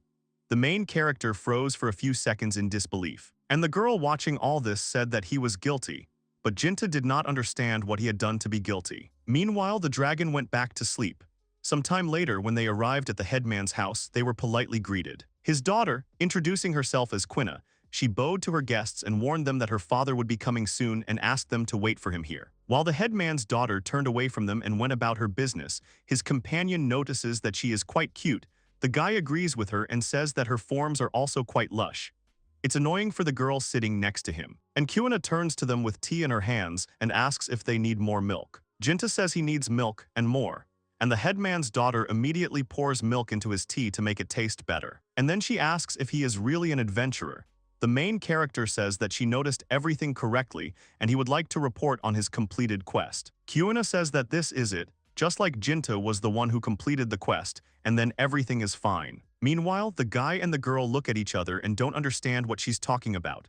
Suddenly, the village headman comes in, greeting the guests and also asking them to apologize for being late and for making them wait. He sits down on the sofa opposite the main character and says that he is pleased to meet them, because he is the head of this village and his name is Vague Elvive. He asks the protagonist if Mr. Jinta is really in front of him now, and then says that they have already received a report from the guild about his completed quest. Answering the headman's question, the guy says that's exactly what it is. And without thinking twice, the headman suggests Jinta to immediately talk about the reward. This makes the guy a little nervous, but he immediately calls Quina, and she immediately understands what she will need to do. And the girl sitting next to the guy is wondering what they will be given as a reward, whether it could be an expensive mansion or gold. The headman interrupts her train of thought and says that the destruction of Bahamut was a very long-standing desire of their family. Therefore, he decided that the one who would complete this task, he will give away what is dear to him more than anything in the world, and this is his most beloved daughter. Both characters sitting on the couch are shocked after hearing what they can't believe, and the girl asks if the reward is really his daughter. The headman tells her that's exactly what it is. Jintu apologizes and asks if he misheard by accident, and if he understood everything correctly. The headman tells him that everything is correct and asks to take his daughter. After all, Quina is a very good girl, and for an adventurer's bride, she has a good education. The main character does not understand what kind of bride this is. And then Quina herself intervenes in the conversation and says that she owns a bow and wind magic, and she will do anything to help her master. Although there is nothing special about her, she hopes that she can be useful to him, and this is a new gift that Lady Luck has brought them. The headman began to tell the main character and the girl that a long time ago, the family of lions faced this monster that devastated their hometown. However, they were completely powerless and lost many of their comrades, friends, and family members, including Ellie's father who brought them to him. And eventually, they ran away and settled here. Gritting his teeth, he continued to say that this was why he had decided that if ever there would be a hero who would kill Bahamut, then he would marry his daughter, his blood, to him. He stated this with all seriousness and very confidently. The girl sitting next to Jinta does not understand why he decided this. She does not quite understand his stream of thoughts. The man explains to them that they had already suffered a crushing defeat once, after which it was very difficult for all of them to recover. But they had to do something to prevent this tragedy from happening again. Therefore, they rely on the main character. While saying all this, he points at the guy with his finger, as if exerting psychological pressure on him, and this is what leads the guy into a stupor. The headman continues and says that a great adventurer like Mr. Jinta, who is able to defeat Bahamut and his genes, will undoubtedly make their family stronger. In his mind, he had already imagined a happy picture of a family together with his daughter, the hero. The girl sitting next to the guy is trying to make sense of everything the headman said earlier, and does not understand what kind of genes he is talking about. Jinta also tries to make sense of everything the man said earlier, and then says that even though the headman says so, he doesn't understand why the man thinks that Quina herself agrees to this. The headman, looking at his daughter's expression, replied that she didn't seem to mind at all, so he didn't see any problems with it. Blushing, after saying these words, she asks him not to embarrass her even more and the guy is perplexed. The headman reassures Jinta that no one is telling him about the immediate wedding, and just an ordinary engagement will be enough for them. And to begin with, Jinta asks the guy how he likes the idea of taking his daughter to his party, but Jinta does not understand what kind of stranglehold he has, because they don't even ask his opinion about the whole situation. After reflecting for a while, he confidently stated that he did not care about the further circumstances, and he fully agreed to these conditions.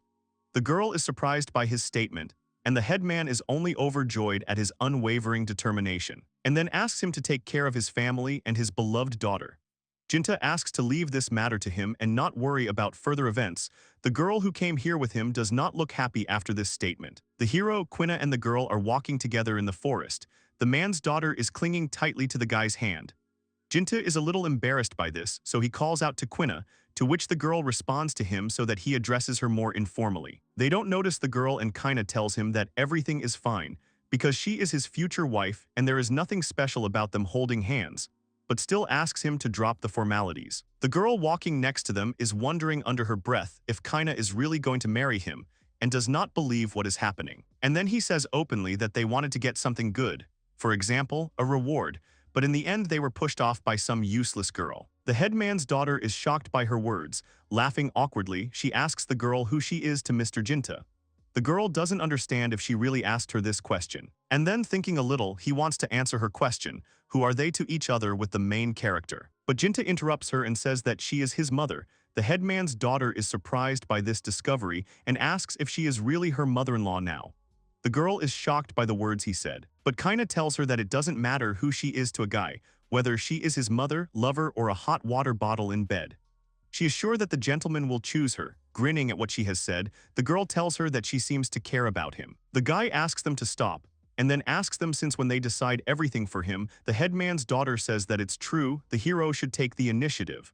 But that's not exactly what he meant, and he already understands that this trip is going to be a lot of fun. They are about to move on, but the girl suddenly stops abruptly. Two travelers turn to look at her, and Jinta asks if she really dislikes the headman's daughter that much. She tells him that it's not that at all, and she's still very happy that the guy got such a beautiful bride like Quina.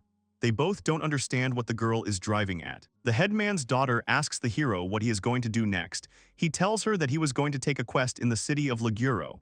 It's close, so he suggests they pick up Hie first so they can go further and walk. After they've already picked up Hie, they move on. Some time later, the city of Liguro, travelers are surprised that this city is much bigger than Kakin. The guy calls out to Lifa and wants to tell her something important, but he is interrupted by the rumbling of his stomach. He explains to the girls that he hasn't eaten anything since morning except for Pingo. Lifa asks if he's hungry by any chance, and Quina suggests that they go and feed Mr. Jinta. Quina looks away and says that she seems to have noticed a good seafood restaurant nearby. Lifa, walking on the other side, also looks around and notices that she seems to have noticed a popular restaurant with meat dishes. Quina asks why she doesn't go and eat this meat alone and maybe something will grow.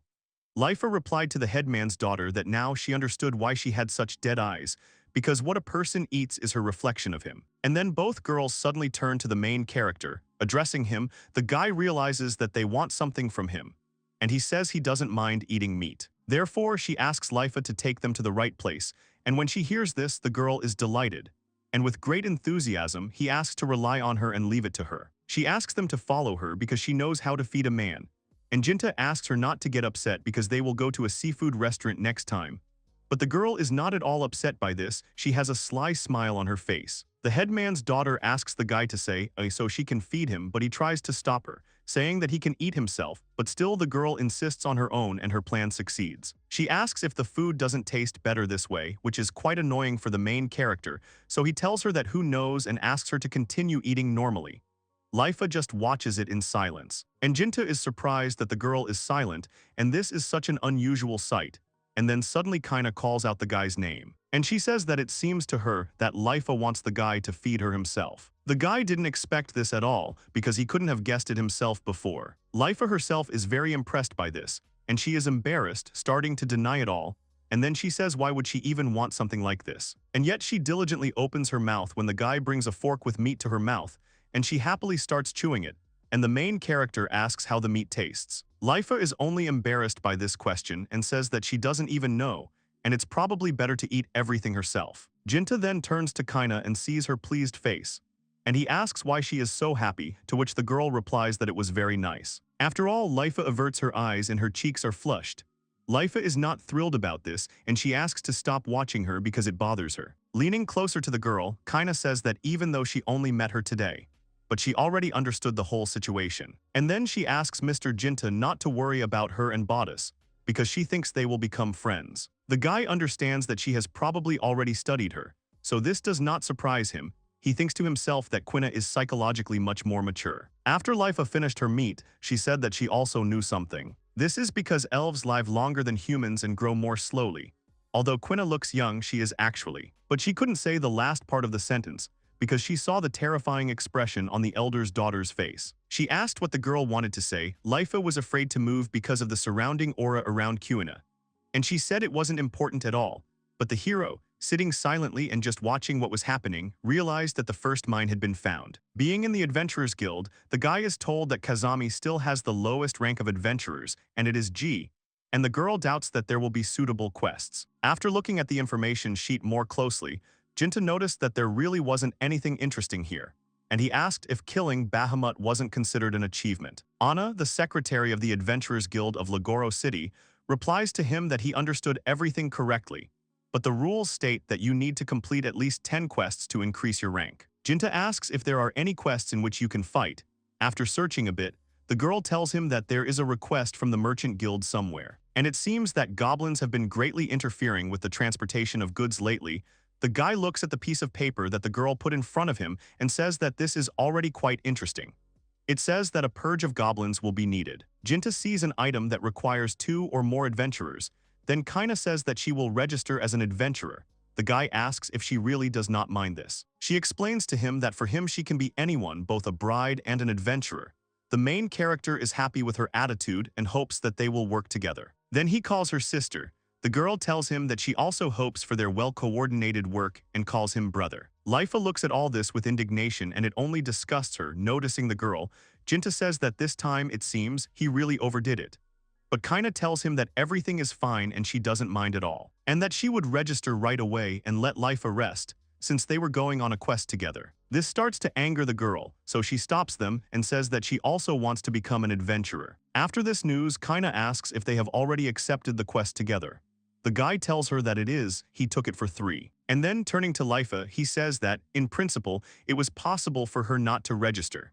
But the girl tells him that she doesn't want him to be alone with Kaina. The headman's daughter intervenes in their conversation and says that she doesn't mind at all, but she's not sure if Lifa can handle it. Then she goes up to her and asks if she knows how to fight, because this is not a child's game. Jinta also approaches the girl and asks if her goddess power has recovered yet.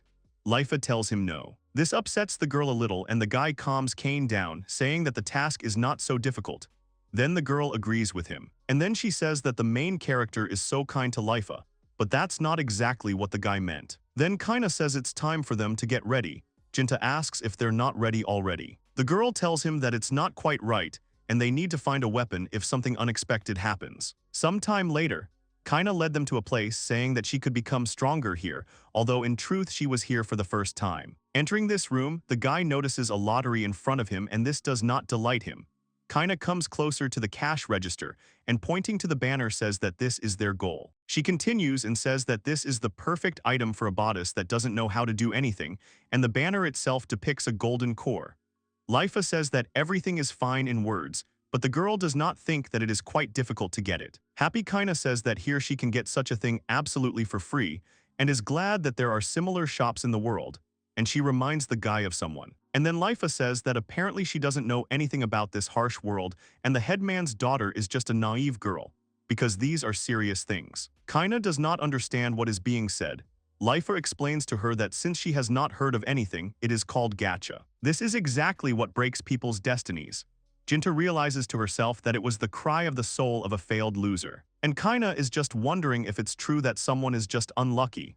This makes Lifa very angry. And Jinta says that actually, Lifa's luck lies in the fact that as soon as she goes out into the field, she immediately steps into the manure. The girl asks him to be quiet. And then he comes up to Kaina and says that in that case they will now decide which of them is better. The girl accepts her challenge. They turn to the guy, but he tells them to figure it out for themselves. And the confident Kaina tells them that soon she will turn this money into a mountain of treasure. They just watch in silence. The headman's daughter came up to the cashier, but she did not understand what she needed to say. Then Lifa came up to them and she explained to her that she had to pay the clerk first. And only then will it be necessary to pull the lever. The lowered Kaina says that now she understands everything and thanks the girl, and Jinta only wishes her good luck. Sometime later, Kaina approaches the main character, calling out by name. He asks what happened. The upset girl tells him that she couldn't win the baton, and all she has are some items. But the guy tells her that she has won a rare item and everything is not so bad. The girl asks if this is really so. And then Jinta tells her that at least not everything here is trash, and compared to Lifa, she is a real child of fortune. Then the headman's daughter asks if she really is that unlucky. He tells her to wait because she'll see for herself soon. They didn't have to wait long. They turned to the girl, and they saw that she was sitting with a cursed doll in her hands. Lifa only asked to save her. Kaina doesn't understand what kind of hellish luck this is, and hasn't her luck gone into negative territory. Lifa tells them that if she does not give this doll back within 7 days, she will be cursed. None of those present are happy about this. Kane is shocked by what is happening, and the guy just asks not to approach him because he does not need this doll. After dinner in Liguro town, all three of them agree that the food was delicious. The guy says that it's late. Lifa interrupts him and says that you can visit the guild tomorrow. So he suggests they find a hotel. Sometime later, sitting on the beds, Jinta apologizes to them as the hotel had only one room. Kaina says there's nothing wrong with that, and besides, they'll save money on it. Lifa in turn says that everything will be fine as long as the guy doesn't behave vulgarly. And then she sees the headman's daughter approaching the guy and is already on his bed.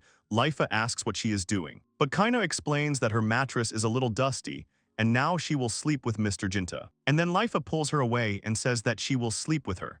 But Kaina only says that it is very cruel to the newlyweds. The girl can't believe that she was going to do it right here. She means that she doesn't quite understand when they managed to become an official couple, and then asks Kaina what she would do if Bahamut was defeated by a woman. After these words, she abruptly throws Lifa onto the bed and begins to unbutton her shirt and pull down her pants, and then answers her question, and this is exactly what she began to do. Stroking her stomach, Kaina asks if the girl wants to know what it's like to be with a guy, but Lifa is not thrilled and she just starts asking for help. But Jinta pretends not to hear anything and says that he will go check on Hei. The girl does not understand why he needs to do this right now. Leaving the room, Kaina tells the girl not to twitch, otherwise she will tear them, but Lifa just starts screaming loudly. Then she pressed herself against the wall after slapping Kaina, but the girl was just joking and didn't mean anything bad. Two girls are standing near the phone. One of them asks if it's really Gacha the Vandal. Holding a piece of paper in her hands, the girl asks if this is really his portrait. The second one tells her that it was sent to them this morning and they need to be on their guard. The girl starts reading the information from the piece of paper, and it says that this is a young man with black hair and black eyes. He pays no more than 1,000 rin and wins a big prize every time. But it just makes her laugh, and she says that this does not happen and most likely this is just another urban legend. But they are distracted by a customer who came to buy something, and then the girls finally looked at him, and then at the portrait, and it was the same person. And then he gave them 1,000 rings, which really scared the girls, and they realized that they were in trouble. In correct time later, Kaina and Jinta are walking down the street. The guy says that everything is fine and now they have this cane. The girl is surprised that the guy was able to win it the first time. But the main character says that they should also find a good armor, because both girls standing at the cash register began to get scared and say that they had fallen victim to a gacha vandal. Kaina supports his idea because safety is above all. And then the main character finally finds Lifa among the crowd. And then he sees the cursed doll in her hands and asks if she really hasn't gotten rid of it yet. But she just looks at the guy sadly, not knowing what to do, and says that no one wants to take her away. Kaina adds that no one would have taken Lifa either. But her words were ignored, and Jinta takes out a staff from her bosom and tells Lifa to look at what he took out. The girl asks if this is really the cane. The main character offers her to use a cane to remove the curse from this doll. Lifa really likes this idea, and she borrows it from a guy for a while. And armed with a cane stands in front of her, and at the same moment, he begins to cast a spell that says that the cleansing light will reveal its covenant. And Jinta, watching from the sidelines, notices that the girl has become like a goddess. And she directs all this energy to the doll. And now the restoration takes place and the doll is enveloped in bright light. After a moment, she becomes the most ordinary and unremarkable doll. And the girl is happy that everything worked out for her and she falls to the ground from exhaustion. And the guy thinks that she is really good. And she did a pretty good job, and she notices that a girl can be a good support. And then they'll have a pretty balanced group, where there will be two damagers. These are Hia and Jinta. Kaina will be a magician and Leaf will be a healer. Here the headman's daughter tells the main character that the robe she talked about earlier, will she be able to give it to the bodice? He tells her to do what she knows, and then asks if she doesn't need her. But the girl explains to him that this size is too small for her and her heels won't fit there. Jinta is embarrassed by this, but he nevertheless made sure with his own eyes of what was said, and said that it was not surprising, and Lifa was in complete shock at what was happening. And then Kaina hits the guy because he looks at her too intently, which is quite embarrassing. The main character apologizes to her. But she tells him that it's okay, it's just not worth looking at her like that in the middle of the street. In the hotel, he can enjoy her curves as much as he likes. The guy wonders if this is really true, but feels the ominous aura of the bodice coming from behind and refuses this offer. Sometime later, the guy asks if the girl has changed her clothes. She tells him that she is ready. And so Lifa comes out in a new outfit and shows it to the others. Jinta says that she looks great, and Kaina notices that this outfit suits her very well. But the girl herself is confused by the fact that the skirt is quite short and the navel is visible. She wonders if this is normal. She asks what the guy thinks about it. He thinks about it for a while and then says it suits her. And that she looks pretty cute in these clothes. It makes Lifa blush, but it's still nice for her. That's why she says she won't take it off then. They get amused at the girl's command. And Jinta says that since everyone is ready, they should finish off the goblins and they finally go on a mission. Lefon Valley, the heroes call Hia, but she doesn't respond. Lifa says that the dragon is nowhere to be found and suggests that maybe she got bored and returned to the house by the lake. The guy doesn't listen to the girl and still can't figure out where Hia has gone. But then Kaina calls them, telling them to look in the direction she is pointing. And now they see their dragon being attacked by goblins. She does not attack them, and the barbarians in turn do not lose the chance to strike her, and the heroes come in shock that she could be attacked by goblins. Lifa stands and cries, telling Jinta to do something about what is happening, but the main character himself knows that he needs to save Hia. And he asks the dragon to wait for him because soon he will help him. But Hia couldn't take it anymore, so she first glared at the goblins, which horrified them. And then she struck them, and after that she used her fiery breath, and each of them got what they deserved. And after all, she just let out a sigh of relief. Meanwhile, the goblins were already lying unconscious on the ground, and Jinta noticed that the dragons were really strong. Then they came up to her after everything that had happened, and they ask if Hia is okay, to which she only nods affirmatively, and Lifa says that even though she is small, she is still a dragon. And yet the main character says that they need to collect stones from the goblins that Hia defeated, and the girls, standing next to them, say that if you look closely, there are a lot of them here. Jinta counts them and realizes that there are as many as 10 of them. And then she turns to the dragon and thanks him, while stroking his head that thanks to her, they completed half of the quest. Hia just squeaks happily. Then they wonder if they can collect the other half and wonder if there are any more goblins nearby. And then suddenly, there is a scream, to which the main character turns around and tries to find who this scream belonged to. Meanwhile, 3 men are fighting a bunch of goblins, but they're not winning. And this angers them. They call goblins names and speak about them in a bad way. But while people are taking the time to speak out, goblins are actively attacking them, which caused one of them to fall to the ground. And their opponents, taking advantage of this chance, are already attacking him ready to kill, but the man himself cannot believe it. And yet he was very lucky, and all the goblins approaching him were killed by the sword of Jinta, who had just arrived and dealt with them. The other 2 people were also very lucky, and all the goblins just fell to the ground after being hit by magic. They see that it's a girl using it, and they realize that it's wind arrows.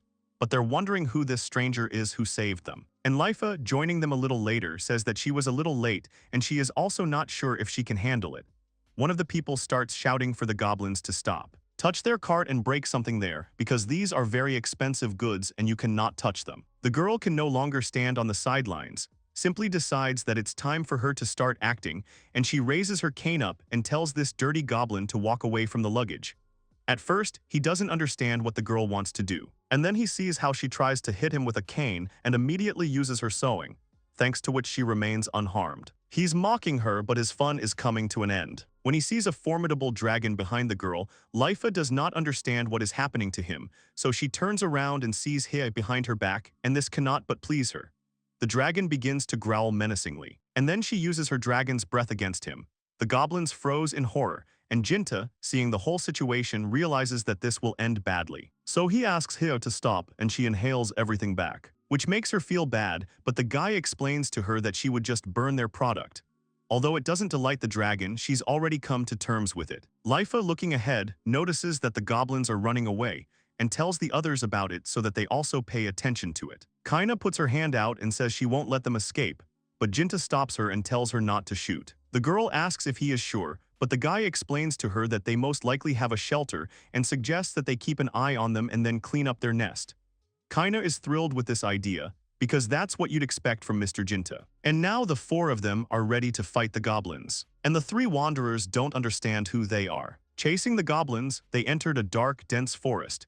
Evil cannot really see anything. Upset Liafu says that apparently there is a nest of goblins here. But Kaina doesn't really like being in this place, and she notices that it's pretty gloomy and creepy here, and she doesn't want to be here anymore. Jinta, looking around, notices that the forest is really very big. After a certain amount of time has passed, they notice on their way that wreckage of carts and remnants of cargo are lying everywhere, which have not arrived at their destination.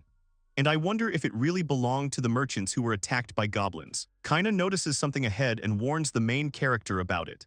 He turns around, and having almost lost his leg, manages to remove it in time from the arrow flying straight towards him. It's all the work of angry goblins who are right in front of them. These goblins are quite elite, they are quite strong, they are not deprived of intelligence, they have good defense but not agility. Kaina looks at their stats and realizes that their level is quite high, but still only says that they finally deign to appear. The hero warns them to be careful, goblins on flat terrain become more dangerous. And then he tells Liafu to support and watch everything from behind, and if any of them are injured, she should immediately use healing magic. And he asks her not to worry, because in this situation it's better for her to relax. Next, he gives instructions to Kaina and tells her to protect Liafu first. She also provided him with support if necessary, to which she confidently replies that she understood everything. And he says it might not be easy, but he hopes for them. And then he notices Haya's confused look. And for a while he doesn't know what to say to her, and then he tells her to just watch everything and, if anything, just destroy everything without hesitation. The girls got into a combat readiness position, and Jinta says it's time for the fight to begin. And they, along with He, also got ready, and he tells the dragon to move forward, to which she responds only with a squeak. And now they're all actively fighting the goblins and defending themselves, trying to inflict at least some damage on them, and they seem to be doing a good job of it. And Liafu watches all this from the side and remembers the words of the main character that she needs to relax first of all. But then a goblin suddenly runs out to her from the side, holding a dagger in his hand and negatively disposed towards her. The girl is terribly scared and does not know what to do. Therefore, the only thing that comes to her mind is to give up and not look at what is happening, but nothing happened to her, because Kane's arrow managed to hit the goblin in time. From what he was immobilized lying on the ground, unable to stand up anymore, and Liafu was just trying to come to her senses. But she was brought to her senses by the words of Kaina, who said that it was dangerous for princesses to stare around. The girl replied that she knew about it. Swinging his sword and inflicting quite a lot of wounds on the goblins, the main character asks what is wrong with them and notices that they are very weak and this is no good. The goblins just start growling angrily at this. But the dragon has tensed up at this time, which is why he looks in the other direction. Jinta noticed this and asks what happened to her and what is happening. And then from behind the trees, another goblin comes out, much taller and larger than the most ordinary goblins. Considering his characteristics, the girl sees that he is from the commander. His strength and defense are off the charts, and he's pretty tough. Kaina can't figure out if it's really their reinforcements that have arrived. But without thinking twice, she decides to strike him in the form of a heavenly shot. But after reaching him, this blow does absolutely no damage to him, and he still continues to stand still normally. The girl can't believe it, just like Jinta can't believe that Kuna's magic just bounced off him and how strong he is. Liafu says it's Durat armor. Kaina asks if Durat armor isn't made of iron balsa. Listening to their dialogue, the hero is completely unaware of these special terms. But this does not stop the girls, and they continue their dialogue, saying that the goblin armor is really not bad. Liafu says that he probably took it from the merchants. The guy decides to stop listening to their conversations and get down to business. And then Kaina suggests to the main character that maybe they should retreat, because these armed goblins are quite dangerous. Jinta, who has already dealt with all the goblins and their lifeless bodies, are just lying on the ground. The main character asks the girl for forgiveness, because he wants to destroy this nest today so that they no longer rampage on the roads. Kaina is only fascinated by Mr. Jinta, and Lifa tells her not to forget that he is the one who defeated Bahamut. And as long as there are no more dangerous monsters than Bahamut, they have nothing to fear and be wary of. Kaina sighs with relief and says that doesn't mean it. That she had become completely useless. Like a burden, Lifa joins her and says that if no one gets hurt, then no one will need her either, and wonders if it would be better for Jinta to be alone. But the main character asks you to stop making things up. And then he explains to them that he can safely fight only because Kuina and Lifa are covering for him. And he's fighting in front because that's his role in the group, and it's all because he doesn't want to put them both in danger. These words shock the girls and touch them to the depths of their souls. Kaina says that he appreciates her so much and she will follow him all her life. Lifa says she will try her best too. Surprised by Jinta's actions, he stands in disbelief and then replies that he doesn't want to be hurt after all. And they say that it's time for them to move forward and move on for the sake of peace on the roads. The guy tells them that in that case, it's really time for them. But he still asks them all not to relax. Because they do not know and cannot predict what awaits them ahead, however, they all understand perfectly well that a decisive battle with the goblins and the commander is approaching. After using her cane and casting a spell to heal the dragon's wounds, Lifa asks Haya if she's really okay and if she doesn't have any more pain. As a sign that everything is fine with her, she just squeaks. Jinta only notices that the girl is an excellent healer, to which she replies that it cannot be otherwise because she is a goddess after all. But her point of view is nevertheless refuted and brought down from heaven to earth. And then the main character also approaches the dragon to check her condition. And then he apologizes to her for forcing Hea to go with them, and when they come back, he will buy her a lot of delicious things. This delights the dragon, and she starts licking him from head to toe, but the guy is not entirely happy about this, so he asks her to stop doing it. But Hea doesn't stop, but only continues, which makes the guy laugh, and yet he tries to get his way and asks her for the second time to stop doing it. The girls just watch in silence, not daring to interfere. And after that, the guy, who is completely soaked because of Haya's saliva, asks if anyone has a handkerchief or a towel by any chance. And Lifa asks if the guy is relaxing by chance and shirking his duties, but no one answered her. Sometime later, after a certain amount of time has passed, the heroes notice that the area is quite spacious, and they wonder if they really came to the deepest part of the forest. Kaina abruptly became alert and began to listen to something, and then said that this place was very strange. The guy asked her in what sense it was strange. The girl explains to him that there is a tense atmosphere in this place, and she has a bad feeling about this, and then suddenly there is a sudden noise from behind them. All four turn around trying to find the source of the sound, and then a huge oak tree falls sharply behind them, which scares them in earnest and they cannot understand what is happening. And then at the same moment, they hear loud footsteps and the Goblin King stands in front of them, growling very loudly, which makes everyone present feel uncomfortable, which made them all seriously scared. And then they decided to retreat immediately. And Jinta stood and stared at him with his mouth agape while the girls ran away and only said that he was very huge and he couldn't understand what kind of big guy he was. Meanwhile, the goblin took a good swing and hit the ground with all his might, which caused a huge crack to form there, causing an earthquake. And this crack reached Haya, and it took her by surprise and literally knocked her off her feet, which is why she was on the ground, unable to get up. He noticed the dragon that had been hit, and he began to worry very much about her because she was a member of their team. He landed quite far away, and this caused all her companions to be scared. And while they were all distracted by her, the goblin took advantage of this and approached the guy from behind. The goblin had already swung his weapon at him, and there was great determination in his eyes. But Jinta managed to dodge him in time, using his sword as a shield and hitting him at the same time. As a result, his sword was shattered into 2 pieces and the blade itself flew off in a direction unknown to them. This surprised the goblin very much, because previously no one could even repel his attacks, and he did not expect anything like this from a simple person. Lifa and Kaina watch all this from the side and are shocked by the guy's power. But their surprise does not end there, and they see a magic circle. And inside it stands the main character, and he curses the goblin for his sudden attack and such a clever trick, because it's unfair to attack from behind. And suddenly there was a huge explosion in place of the magic circle and rejoiced, which was directed towards the goblin, who was not ready for such a sudden attack, so he did not have time to do anything. The main character asks him how he could dare to hurt their feelings and even touch her, so he will get what he deserves and will know how to harm them next time. He thrusts his sword forward, causing a funnel to form. The girls are still watching it all from the sidelines. Lifa is surprised by such a huge magical power that belongs to Jinta. Kaina also does not stand aside and also says how amazing the main character is. But then the guy realizes that he overdid it and says under his breath that he seemed to be trying to restrain himself, but it didn't work out. And he formed a black flame in the sky, although weak, but still he can't believe it, because he didn't want something like this to happen at all. Sometime later, after everything has calmed down, all three of them are lying on the ground, trying to recover, because they are very tired after such a hard day. And suddenly Lifa remembers the guy's words and asks if he really held back, because there wasn't even a wet spot left of the goblin. The guy plaintively apologizes to them for what happened. Then Kaina asks if Hea is okay. Jinta tells her that she shouldn't die from this, and most likely she is hiding somewhere to confirm his suspicions. He gets up from the floor and goes in search of her. And then his attention is attracted by the sounds coming from nearby. And the main character assumes that Hea has hidden in the place he points to.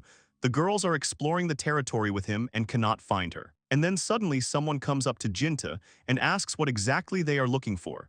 The guy, without turning around, answers the stranger that they are looking for Hea. And this someone tells him that she is standing right here in front of him. The guy turns around, and he sees a naked little girl with horns in front of him, and the girl, in turn, glows with happiness because she has found them. He doesn't understand who it is or where it came from. And then she runs into the arms of the main character because she is very happy to see her master, and then knocks him to the floor. And Jinta still doesn't understand who she is or what she's doing. But the girl tries to explain to him that she is Hea. The guy can't believe it for a long time, whether the girl in front of him is really a girl. This is from Haya's dragon, but it still doesn't look like she's lying, so they can only believe it. Lifa carefully examines Haya's body and notices that she has horns and wings on her body, and this is quite surprising. Kaina also wasted no time and also studied the girl's body more closely. And then she said that she really looked like Hea. The guy was still in a state of shock. Does this mean that Hea is in front of them? The girl turned to him, and she replied that she had already said this more than once, but he did not believe her. Still, the main character wonders how it happened that she got a human body, but he doesn't know herself, but she still has some suspicions about it. And it happened when she was thrown against those boxes. She continues her story, saying that strange water got into her mouth. And she didn't have time to notice how she became like this, that is, she got into a human body. Jinta says that everything is clear to him, but in fact he understood absolutely nothing. And then suddenly he realizes that Hea has been a girl all this time, and he asks her if his guesses about this are correct. And Lifa, standing next to him, tells him not to look because it's indecent. And he takes a cloak and puts it on Haya's body to hide everything. The girl herself says that this thing hinders her movements, and it is difficult for her to move. Lifa apologizes to her that she will soon find more suitable clothes for her. The hero picked up a bottle and went up to Haya and asked her if she had accidentally drunk the liquid. The girl nods her head affirmatively. Kaina asks what it is. Jinta says he doesn't know because he just took it out of the box, even though there are almost none. They conclude that these potions must have been decorated, which must mean that they have the effect of metamorphosis. Someone didn't understand what Kaina said, so he clarifies whether this means that these potions turn monsters into people. After hearing this, Lifa asks how Hea is feeling now, if she has any pain, and if she is definitely okay. The girl does not fully understand the meaning of her words. Therefore, he begins to lift his cape quite high to check his physical condition, peering for a long time. She says that everything is fine and she is fine. Lifa says that they have already understood everything and asks the girl to cover up as soon as possible. And at the same time, she closes the eyes of the main character so that he does not look. And then Kaina suggests that they should look around first. The guy agrees with her and thinks that maybe they will find a potion that will return Haya to her former appearance. The main character says that since they defeated the main goblins, he suggests that they first return to the city and report this to the guild. Everyone is happy to support his idea and immediately move forward. Sometime later, when they are already in the city and walking along small streets, and then they enter the store, the seller asks if he should evaluate all the kernels that are on his table. The heroes brought him a whole handful of them, which put him in a pretty strong stupor, because he did not expect this. He wonders how many cores there are in total. The main character tells him that yes, he needs to evaluate them, but they need expertise for a 20-something report. The man says that he understands his wishes and warns them that it will take him some time to do this, and then begins to count 20 stones. He attentively watches the seller and how he writes something on the parchment with a pen. The man asks the girl if she really has never seen a feather in her life. The girl tells him that he understood everything correctly, and she is surprised, because the pen is such a strange, but at the same time interesting thing. These words confuse the seller quite a lot, and he says that Hea is a very strange child, But suddenly the man notices something while counting the cores. And thrusting it into his hand, he says that apparently an ordinary stone got into the cores, so he asked the young man to rub it. Jinta did not expect this at all and did not believe what was happening, but then immediately apologized. And then he starts thinking to himself that he picked up this stone in the forest where he killed the Goblin King, and it seemed to him that it was a goblin core. But apparently he was mistaken in his judgments. And he wants to ask Lifa about this stone in more detail. But as soon as he wanted to do this, he couldn't find the girls next to him, so he wondered where they had gone. The salesman told him that if he was talking about the girls he came with, they were in the children's clothing department. Meanwhile, the girls are shouting Haya's name, and then they run up to her happy with children's clothes in their hands. And they ask her to look carefully at what they have picked up for her, and then they offer her to try on these things. Hik herself is in shock. The girl eventually said that she didn't want to and wouldn't do it, and she didn't understand what they were doing, and Hia was shouting her master's name, trying to escape from them. Meanwhile, Lifa and Kaina ask Haya to stand still, and they assure her that she will definitely like them. Sometime later, the girls still manage to dress up Hia in a dress, and they begin to admire the girl. Lifa says that she looks very cute, and Kaina compares her to a doll. The girl herself can't believe it, and now she has already changed 2 images. In one she was wearing jeans, a jacket, and a beret. And the last outfit she wore was a soft and fluffy dragon costume. The girls couldn't do without attention, and they were still loudly exclaiming and touched by the girl. They say that he is very cute in everyone. He finished changing her clothes, then she was already falling off her feet from fatigue. But Lifa and Kaina continued to call her a cutie, and Kaina came up and offered to try it on again. But the girl is only asking for salvation. After changing his clothes again, Hia approaches Mr. Jinta. And she says that Lifa and Kaina are very angry and cruel because they bullied her all the time, forcing her to dress up in different outfits. He explains to Haya that they did not mean to mock her at all, and asks her for forgiveness on their behalf. And all because the girl is so cute that they couldn't help themselves. He doesn't understand what kind of cute she is. The guy explains to her that she is like a princess of the dragon country. After these words, the girl is delighted. And with joy, he jumps on Jinta's neck and says that he really wants to wear these clothes. The seller understands the guy without words and says that the price of this dress will cost him 4,800 rin. But he also gets tickled. Sometime later, the main character, looking at the piece of paper, says that they have to report to the guild. And their task will be completed. Lifa says that it's all easy, but Kaina doesn't understand why the girl is happy. Meanwhile, Hia walks a little forward and whirls around her axis, admiring everything, because there is so much here that she has not seen before. Looking at the girl, Jinta notices that she must be having a lot of fun. Hia confirms his guesses. And then she says that she always dreamed of walking around the city at least once, because she was always waiting for them at home. But now she is very happy to be with the girls and the master. All 3 of them listen attentively to what the girl says. After all, this is commonplace for them, but for her it is something incredible. Kaina notices that the girl has most likely been lonely all this time. Lifa agrees with her and says that they didn't think about her feelings at all. Then he suddenly stops abruptly because her stomach starts rumbling loudly. And the girl says that she is very hungry and she has never had this before. The main character suggested that they go somewhere to eat because they are hungry themselves. He asks the girl what she would like to eat and if she has any food preferences. Hia does not believe that she is being asked about this, and Jinta tells her that they will buy whatever she wants to eat after thinking for a while. The girl says in that case, she wants to eat the goblin. All 3 of them are shocked by what they have heard and cannot believe it.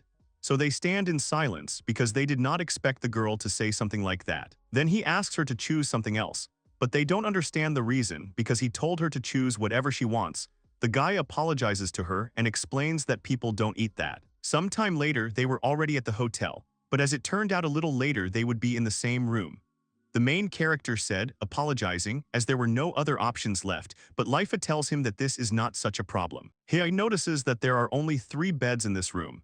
Now Kaina is also paying attention to this and says that it can definitely become a huge problem. But then a brilliant idea suddenly comes to her, and she claps her hands with joy. And then, without thinking twice, she says that she will sleep with Jinta, but then she starts screaming because Lifa came up to her and started tickling her. At the same time, saying that she knew perfectly well that the girl would say that. And then she hugs the girl and says that there won't be any problems if she sleeps with Hie. But Kane doesn't like it at all, and she says it's not fair at all, because she also wants to sleep with Hie. But Lifa tells her that the girl belongs only to her. The elf does not understand who decided this. And then, trying to pull the girl out of Lifa's arms, she begins to pull her towards herself and says that Hie will naturally want to sleep with her. Both girls let Hia go, but then Lifa, calling the girl, says go to her because she has pineapples.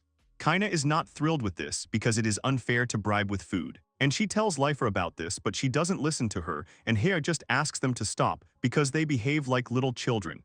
And then, having sat the girls on the bed, she says that she has a good idea. And taking the girls by the hand, they all fall on the main character, who is lying on his bed. Hia says it's the only solution. The girls really like this outcome of events, only Jinta is not thrilled about it.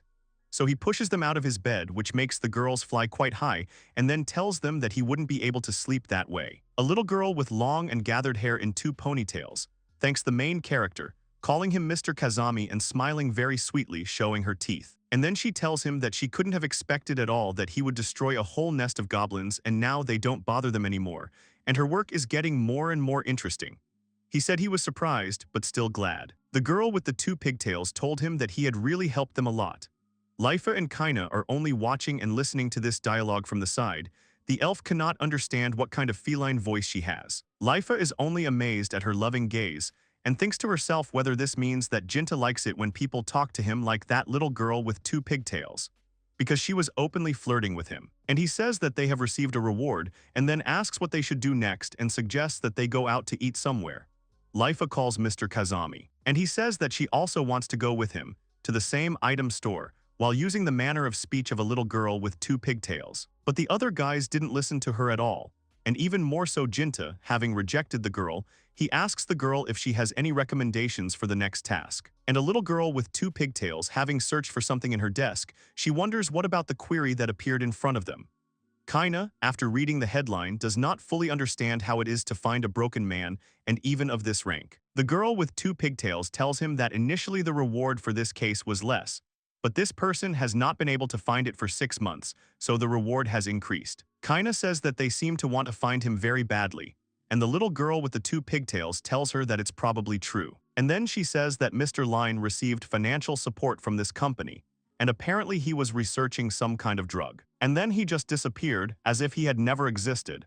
But the most interesting thing about this case is that he disappeared with the research materials. Disappointment can be seen on the main character's face, because how could he just run away? After hearing the warnings from this girl, Lifa wanted to take this assignment even more.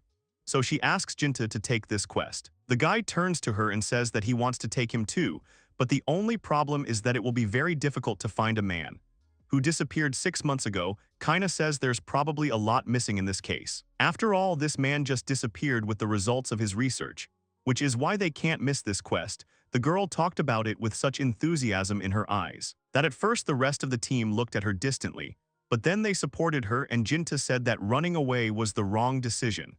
And with confidence in his eyes and full determination, he offers them to take this quest. A little girl with 2 pigtails gave them information about the case, and holding a piece of paper in her hands, Jinta asks if Mr. Line is really depicted on it. Then the guy asks the girl if they have any more information. After looking at this piece of paper with his photo again, the main character says that he is once again convinced that it was a waste of time to take this quest. Hia comes up to Jinta to take a look, and she screams in surprise. And then she says that she knows him and that this man lives near the owner's house. The main character does not understand what she means at first and is very surprised by it, and then asks if it is true. And the girl says it's like that. Sometime later, the 4 of them are riding in a carriage. Hia is holding a piece of paper with a picture of a man in her hands. And Kaina asks if this is really the man from the photo, and she was not mistaken. The girl says there is no doubt, because he constantly came to the forest and gave her pineapples. That's why she remembered him. But a few days before the main character's arrival in the forest, this man left there. Analyzing what Hia said, the guy wonders what it means that he disappeared for a few days before he arrived there. He wonders if this means that Mr. Line lived there for 6 months and left again a few days ago, while Lifa lies on the guy's lap as she is strongly pointed. And then Jinta asks Haya if she knows where he could go, to which the girl replies that she doesn't, realizing that she doesn't know anything else. The main character said that if that's the case, he suggests that they first inspect his house and suddenly they can find at least some clues there. Kaina agrees with him and says that since he left only a few days ago, there could have been footprints there. Sometime later, when they have already arrived at his house, Kaina is very happy to be here, because this is her house with Mr. Jinta. Lifa does not understand her joy and saying that she also lived there, Hye asks what about her. Coming closer to the girl, the guy, stroking her on the head, says that her house too, or to be more precise, their house. These words please Hye. Sometime later, when they have already entered the house, Lifa and Hye are sitting in the living room, and the goddess decides to ask how long the girl has been living in this forest. To which she replies that she doesn't even remember, but Lifa doesn't finish her interrogation and asks where her mom and dad are. Hye doesn't know what to say to this for a long time and remains silent for a while. Without waiting for an answer to the question, Lifa asks her another question, does Hye want to sleep? But she doesn't get a clear answer to her question, so she asks the girl for forgiveness and says that she can safely go to bed. And then he looks at Hye and realizes that she is already fast asleep, and also that the girl is very cute. They are in Mr. Lane's office. Kaina notices that the guy is holding something in his hands and asks what it is. Jinta tells her that these are Line's notes, or to be more precise, his diary. The girl asks if there is anything there that can give them a clue in his search. After being silent for a while, the guy says yes. And then he turns seriously to Kaina and suggests that she destroy this quest. Jinta, standing in Ryan's office, says that now it became clear to him that his company was just working in a research laboratory. He learned this information from his diary. That is, he was forcibly forced to study this medicine. And according to the diary, the medicine that was ordered to be developed is a powerful anesthetic that is effective even against monsters. And to try out this drug, the company prepared experimental monsters, and a female fire dragon was caught on Mount Nara, and her egg was captured along with her. This female dragon turned out to be Hye's mother, and she, the girl herself, sleeps sweetly with Lifa on the couch, unaware of anything. After listening to everything the main character said earlier, Kaina clarifies whether this means that Hye was a test subject. The guy reads the diary and says that at that time the girl was still inside the egg, so they couldn't put experiments on her, but her mother was really used as a test subject. The diary says that during the research she was drugged with a huge amount of drugs, and it was very terrible towards her. That is why Mr. Ryan, who was categorically against this company, he just took and stole the finished preparation with an egg, and then completely escaped from the laboratory. Kaina clarifies that in this case, Mr. Ryan ended up living in secret in this place and subsequently took care of Hye. The main character says that Mr. Ryan also found out that his search was announced, and fearing that he would be discovered, he left this house in a hurry. He and Hye went into the forest. It was mentioned in the last entry that was in the diary, and he wrote it about 2 weeks ago. Kaina stands silently and does not say anything. And the main character continues and explains that completing this quest is equivalent to that they would put Mr. Ryan in the hands of this company. And he just can't afford to give away such a good person who helped Hye survive. Kaina was silent for a while and then asked Jinta if this meant that he was going to give up the quest. The guy says that she understood everything correctly, and yet he asks her for forgiveness because he will not be able to get over himself. But the girl calms him down, saying that she understands him perfectly because she feels the same way as he does. This makes the guy happy and he feels relieved after hearing this, so a slight smile appears on his face. But then they are abruptly interrupted by some loud sound. They cannot understand what just happened. Kaina doesn't understand where the sound is coming from. Jinta says it's from the first floor. And they immediately run out of the office and go down to the first floor. On the way to the source of the sound, Kane asks if it's really the people of that company who came here. Or maybe they really want to steal Hye. He says he won't let them do it. The hero calls the girls by their first names. And as they approach the first floor, they see Lifa touching Hye on her back, who has turned back into a dragon. The main character has no more words.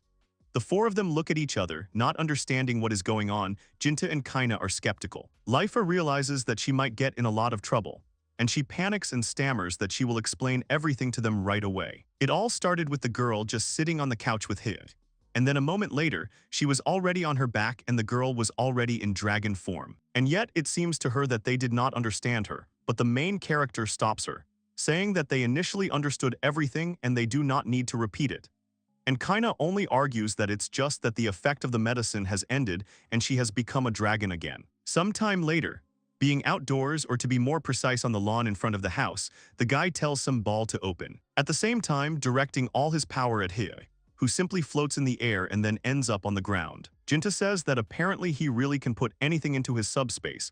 Kaina says that it's good because they didn't have to break down the walls to get Hye out of the house. Meanwhile, Lifa studies Mr. Ryan's diary and says that everything is clear to her because she was so impressed by the award that the company mentioned in the diary is called All Daddies has been completely forgotten. And they definitely have a bad reputation, and it seems that they are selling weapons and slaves. She agrees that they need to give up on this quest, but she's wondering what about Haya's mom, because it says in Mr. Ryan's diary that she was put on a ship near Mount Nair. And if that's true, then she wants to help her as soon as possible. She wants Haya to be able to meet her mom again. That's why she wants to ask Jinta for something, but the guy can't hear her because he's too far away. And he asks why she's frozen there and asks her to hurry up so that she can get on the road as soon as possible. But the girl doesn't understand where they are going. The main character replies to her that of course they are going to Mount Nair, where else? After all, they need to save Haya's mom. Or the girl wants to stay here. Liafu says that this is not the case at all and she is already on her way. Jinta was holding Liafu in his arms, so she asked him to be gentle and not to treat her rudely.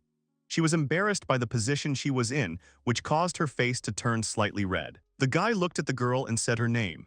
He only thought that it was only a matter of time before they all reached Mount Nari, because he had a plan aimed at Hee-chan. Since the sphere in which the young man kept everything he needed would not accommodate all his companions, he decided to place only the goddess there. He decided to do it faster, so he just lowered his arms and then his body fell. The girl, falling into the dark sphere, screamed that she asked the young man to be more gentle, but he wanted to do everything faster, so he did not listen to her. The young man looked at the scoreboard that appeared, which highlighted everything that was in the inventory, such as a purse, clothes, house keys, food, and now the goddess was listed there. Quina even said that she felt sorry for her, but it was necessary. Due to the fact that the dragon would not be able to carry 3 people on itself at once, it was decided to put someone in a dark sphere for transportation. The girls played a game, and the goddess lost, so she didn't go with them. The young man asked his companions to move out as soon as possible, so as not to keep Liafu waiting for a long time. Quina seemed to be saying that it was a necessary measure, but she didn't look too upset. He looked at the display board again, reflecting the contents of the inventory, and noticed that the amount of food supplies was gradually decreasing. The guy assumed that Liafu was eating them while he was inside. Jinta wasn't happy with his supplies being used up, so he told the girl to stop eating what he had left for an emergency. However, it seemed that the girl was offended by the young man, so she did not respond to him and continued to do what she had been doing before. The young man decided not to waste any more time talking and again told his companions to hurry up and get on the road as soon as possible, to which he received immediate consent. Some time passed, and the guy decided to ask Quina and asked her how long they still had to be on the road and if she even knew the local places.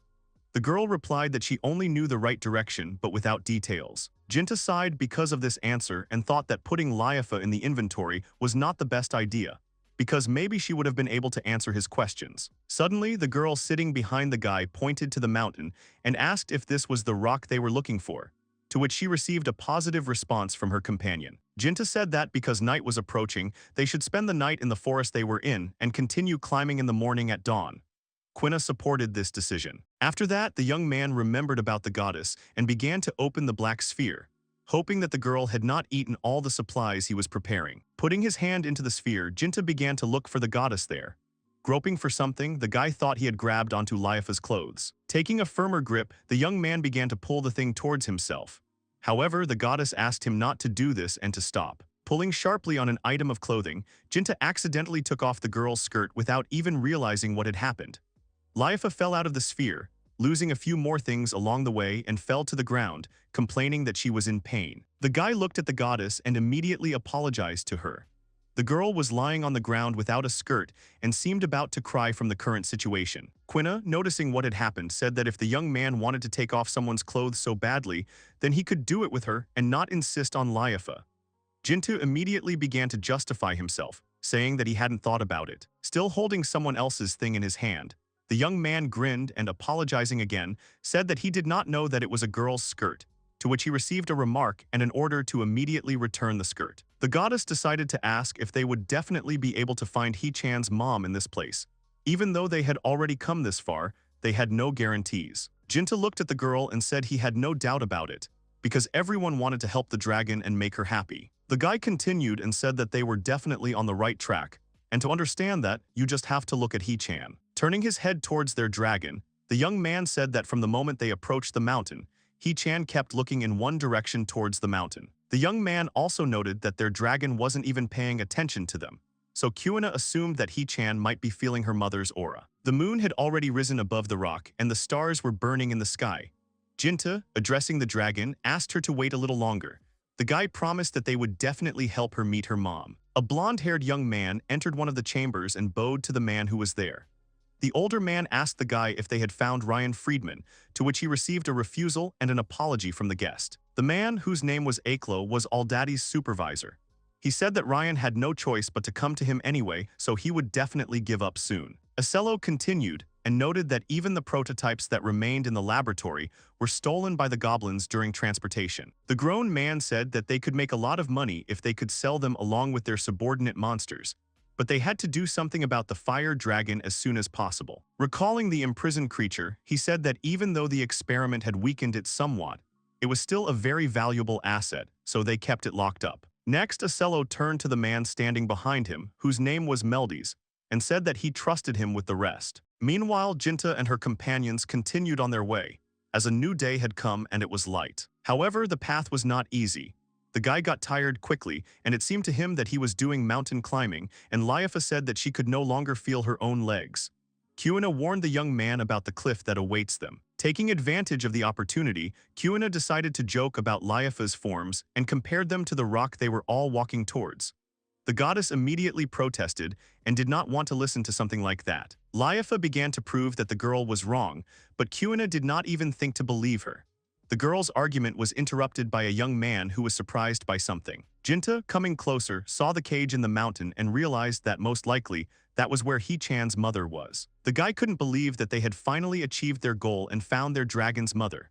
Quina also noted a strange detail because no one was guarding the creature behind bars. As they got even closer, everyone present saw how big the cage was, and there really was no one with her.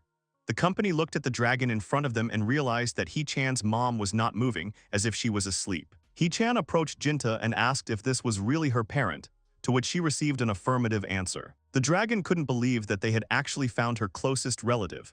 However, when He-chan called her mom, she reacted very strangely. Liafu seemed to be afraid that the dragon behind the bars had made an unkind sound, and Kuina noticed that He-chan's mom was behaving very strangely, and something was clearly wrong. Jinta didn't say anything and just wanted to understand what caused this behavior of the elder dragon. Looking at the stats board that appeared, the young man realized that her health was severely reduced and she was very weak. However, before she could do anything, He-chan's mom glared at the people and seemed to want to attack them. The guy ordered his companions to step back immediately. He-chan's mom stood up to her full height, showing her superiority in size, and growled loudly, startling everyone present. However, the creature behind the bars did not just want to scare the people who came to her, but also decided to attack them using its flame. He-chan was shocked. She couldn't believe that her own mother wanted to harm her and her friends. Jinta seemed surprised by this behavior, but he reacted instantly, drawing his sword to block the blow. The dragon, even though he was in a cage, used his fiery breath and directed it at the uninvited guests. The guy raised his sword and used the dark flame to counter the attack directed in their direction. He-chan also stood not far from her friends and watched as her mother refused to let anyone near her. Even with his strength and the power of his sword, it was difficult for the young man to deflect such a fire. Jinta was breathing heavily and sweating, saying it was very dangerous. He managed to deflect the dragon's breath, but it still grazed him slightly. Seeing that the young man had coped with the impending danger, the girls ran up to him and began to ask if everything was all right with him. Liafu didn't understand what had just happened or why He-chan's mom was attacking them all. Jinta, looking at the creature's characteristics again, was again surprised by its condition. The guy explained that the elder dragon did not understand at all what he was doing, because her mind was clouded by medicines. The young man was sure that He-chan's mom did not even understand what she was doing and was not aware of her actions. Jinta suggested that if the dragon behind the bars was under the influence of something, then Liafu's cleansing magic might have been able to fix the situation. The girl, after thinking about it, confirmed that she could try. Suddenly, Acello and his guards appeared next to the young man and his companions. The man was angry and asked what strangers were doing here. Jinta wondered a little where these people came from. One of the henchmen of the disgruntled man rudely asked the strangers what they were doing in such a place, and who they were in general. Kuina decided to answer and, clinging to Jinta, said that they were fighters for justice who wanted to free the fiery dragon from imprisonment. Liafu, who was in the back, said that now was not the time to fool around. The man was not happy with this answer and suggested that perhaps these people were merchants and just decided to steal the fire dragon. The guys standing nearby seemed to be waiting for his order to attack. The swordsman said he recognized Jinta because it was clear from his look who he was. It seemed that many people knew him because the young man had incredible luck. Ocello asked who he was because he had never heard of the guy. One of the guards said that the guy is a dangerous magic swordsman. The warrior continued and told how his friends who were in Kakuna almost died at his hands. The rest of the guys who came with the man began to worry that now the young man was not alone, there was a dragon and his assistants next to him. Ocello told everyone to calm down. Turning around, the man, pointing to the rock, ordered his men to quickly open the gate to free the elder dragon. However, Ocello did not do this out of good intentions. He calmed down his guards and told them not to be afraid of anything. After that, the man looked at the ledge where the girl, Lady Meldes, who was the mistress of monsters, was. Jinta, hearing who was behind the man, was surprised and only asked if it was really the one they were talking about. Liafu also couldn't figure out if this girl was going to tame Hee-chan's mom. The ground shook again, kicking up dust, but not from the impact, but from the fact that the man's order had been carried out. Hee-chan's mom didn't seem to want to attack anyone anymore, so she just looked at those around her. Jinta, along with his companions, was in shock. Hee-chan didn't expect her mom to be such a big dragon. Quina also stated the fact that the adult dragon is much bigger than their friend. The man and his guards saw how terrifying the dragon looked, froze, and could not contain their fright. Jinta looked at them and realized that they were very afraid of Hee-chan's mom. Recovering from the shock, Ocello remembered the girl in the robe and shouted at her. Meldes had to help them. Meldes looked very focused and heard that the man wanted all those who displeased him to be overtaken by divine punishment. However, the Lady of Monsters did not have time to do anything because she was overtaken by the fiery breath of Mama Hee-chan. Aklo, seeing this, shouted at the girl. Mrs. Meldes was engulfed in flames, and the people standing nearby saw that the girl's body was really devoted to the fire. Someone was shouting that they urgently needed to find water. Jinta and Kuina, seeing the current situation, couldn't believe it. They stood in silence, wondering why the girl was so easy to defeat. The young man, hearing the stones falling next to him, turned and looked at the place. A few moments later, Meldes fell into the place where the guy was looking, thereby extinguishing herself. The Lady of the Monsters lay motionless and there was complete silence. No one expected what happened. Jinta, unable to stand it, decided to ask if Mrs. Meldes was all right, perhaps she needed help. The girl continued to lie in the position in which she had fallen and did not answer anything, just looked at the young man. Jinta couldn't understand what that look meant and fell silent again, while Hee-chan, standing at the back, looked scared by the atmosphere. After a couple of seconds, the girl in the robe jumped up and quickly began to move away from the guy, who was confused by this behavior. After coming to his senses, Jinta asked a rhetorical question why Meldes ran away. Ocello couldn't seem to believe that Lady Meldes had abandoned him and just run away, because he was counting on her support to tame the dragon. Realizing that now no one would help the man and his guards, the guys with Ocello also decided to run away. The group was rapidly retreating into the distance, shouting to the girl to wait for them, but the Lady of the Monsters had not been around for a long time. Kuina, looking at the escape of the men, asked what it was all about. Jinta chuckled. As it turned out, the elder dragon's calmness did not last long, as Hee-chan's mom attacked them again, showing that she was unfriendly. Jinta decided to ask Liafu how far her cleansing abilities could work, because he was determined to bring Hee-chan's mom back to normal. The girl thought about it and later said that her magic could only be effective 3 or 4 meters away from her. The guy assumed that the range would be small. The young man reasoned that at such a close range, the dragon would be able to attack with its tail and claws, not to mention its fiery breath. If Liafu gets too close, she definitely won't be able to survive. The guy said it was too dangerous to be around Hee-chan's mom right now, so he asked Liafu and Kuina to be taken away. He also told Quina to take care of the goddess. The girl with short hair did not understand why the young man was doing this and asked what he was up to. Jinta replied that he wanted to reassure Hee-chan's mom first. The girls didn't object and listened to what the guy told them. They climbed onto Hee-chan and began to walk away in the opposite direction. Liafu turned around and looked at Jinta. She was worried about him. The older dragon began to attack the guy and so far without using fire struck at the young man with his big paws.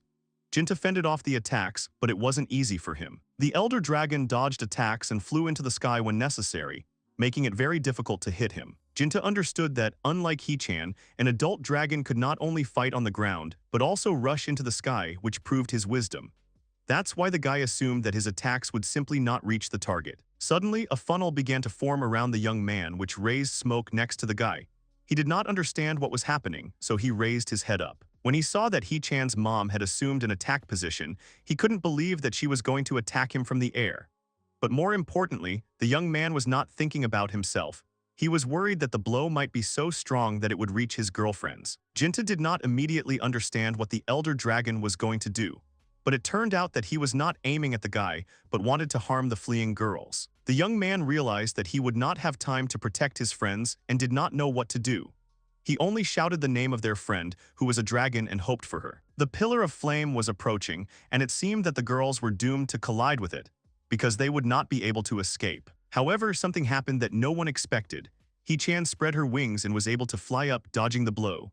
Kuina and Liafu almost fell over in surprise, clutching their friend's back. Jinta couldn't hide his surprise and admiration. He seemed to have forgotten that he was in battle and was only looking at his girlfriend. The young man did not take his eyes off his companions and was amazed by their flight, because Hee-chan had never flown before. Jinta couldn't figure out when Hee-chan had learned to fly. He looked at the scoreboard with her stats and a new skill, flight, appeared on it. The dragon circled in the sky, moving away from a dangerous place, and the young man reflected that she might have raised her level by defeating goblins and all sorts of monsters while they were traveling. Considering that the place was now quite safe, the dragon stopped and lowered her friends to the ground. Liafu praised Hee-chan, saying that she did well because now she has a new ability. Kuina noted that they were quite far from the battlefield, so she and Liafu would stay waiting, and Hee-chan should fly and help Jinta. The dragon didn't mind, because she also wanted to benefit the young man as well as save her mother, so Hee-chan left the girls and flew back. The guy, seeing that his girlfriend was flying to his aid, was very happy. Jinta turned to Hee-chan and told her that his strength would not be enough to defeat the elder dragon, so he asked her to help him. Now, working together, the young man was confident that they would be able to save Hee-chan's mother. The guy's girlfriend was inspired and also had no doubt about their success. Jinta, controlling the dragon, flew straight at the adult. Hee-chan used her fiery breath and thrust it forward. The elder dragon, seeing that flames were flying in his direction, did not fly away or dodge, but only covered himself with his wing from the blow. Surprisingly, Hee-chan's mom didn't just get hurt but made the fire evaporate. The little dragon was shocked, because Hee-chan did not expect her mother to be so skilled in battle. Jinta also couldn't believe that their attack had just disappeared. Without wasting any time, the adult decided to attack its opponents, using its fiery breath again.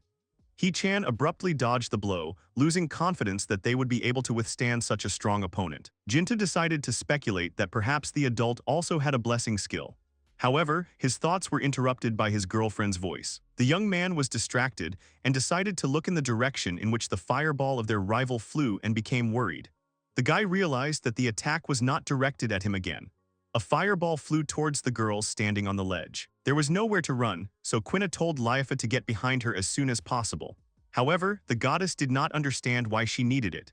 Kuina also noted that the distance is not enough to avoid a blow, so it remains only to accept it. The girl struck a pose and began to invoke magic. She looked ahead and shouted at the dragon, telling her not to underestimate her. Kuina decided to use a wall of wind, creating a sphere that would protect her and the goddess from impact. The girl, after stopping the attack, immediately began to extinguish the burning areas of clothing and realized how difficult it was for Jinta to fight such opponents, because it was very difficult for her to defend herself. The guy, watching the girls from a height, asked if everything was all right with his companions, to which Kuina replied that they were fine.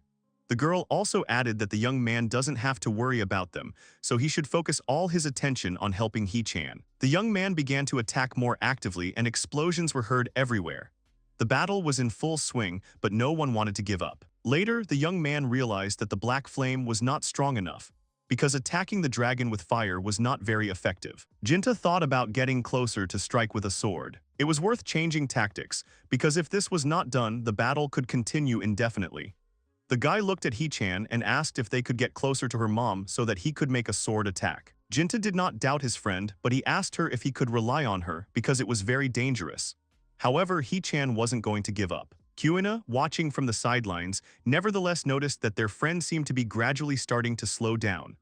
Liafu also said that she might not have gotten used to flying for so long yet, because it was new to her. The goddess reasoned that Hee-chan might not be able to continue dodging her mother's attacks any further, because they were too different in strength. Jinta tried to calm his friend down and support her so that she would not give up. However, Hee-chan was really gradually running out of steam and expending a lot of strength to fly. Hee-chan's mom didn't seem tired at all and was preparing to launch a new attack. She attacked again and again. The young man decided to change his approach and try to attack with a sword. so he flew around from the other side and headed straight for the adult. The girls who were watching what was happening on the battlefield were surprised that Jinta decided to fly to the breach. Liafu noticed that they were going to get close before the dragon shot its fiery breath at them. It's useless, they won't make it. Hee-chan's mom used her ability and launched a fire attack aimed at her daughter instead of the girls.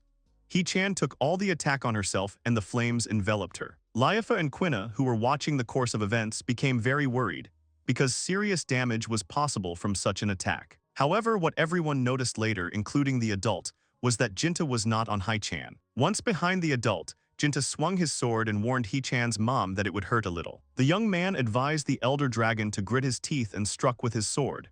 It was the first attack that actually reached the opponent. The young man was pleased with himself because his plan had worked. He had no intention of harming the dragon, but he advised her to be quiet. The sword touched the adult's head, after which Jinta said that everything would be over soon and Hee-chan's mom would feel better. The young man, remaining in the air, exerted all his strength and threw the dragon's body down with his blow. The creature landed on the ground and seemed unable to attack him anymore. Hee-chan's mom was really unconscious now. The blow was very strong, but it was necessary in order to help her in the future. Quina and Liafu saw that the guy had won now, and they managed to make sure that the adult wouldn't attack them anymore. However, the goddess was worried about what would happen to their friend now, because the big dragon had managed to deliver a strong blow. The goddess praised her friend and said that she was doing well. Quina also noted that due to the fact that their friend and her mother are both fire dragons, the flame was simply useless to use. The young man noticed that the fiery breath, on the contrary, helped them a lot, because hiding behind it, they managed to get into a blind spot. Quina, upon hearing this, said that such a plan was very clever. Jinta was glad that everything turned out as he had expected, so the young man thanked his friend and said that they had succeeded thanks to her. The goddess said that now it was her turn to do something to help her friends. She wanted to use the magic of purification and healing, removing the bad effects from Hee-chan's mom. Liafu was scared and couldn't use her abilities. She asked her companions what was going on. Quina pointed in the other direction and told him to look in that direction. The goddess realized that a landslide had begun and was even more afraid. Quina suggested that he might have appeared because Jinta was fighting with an adult dragon. The girls started to panic.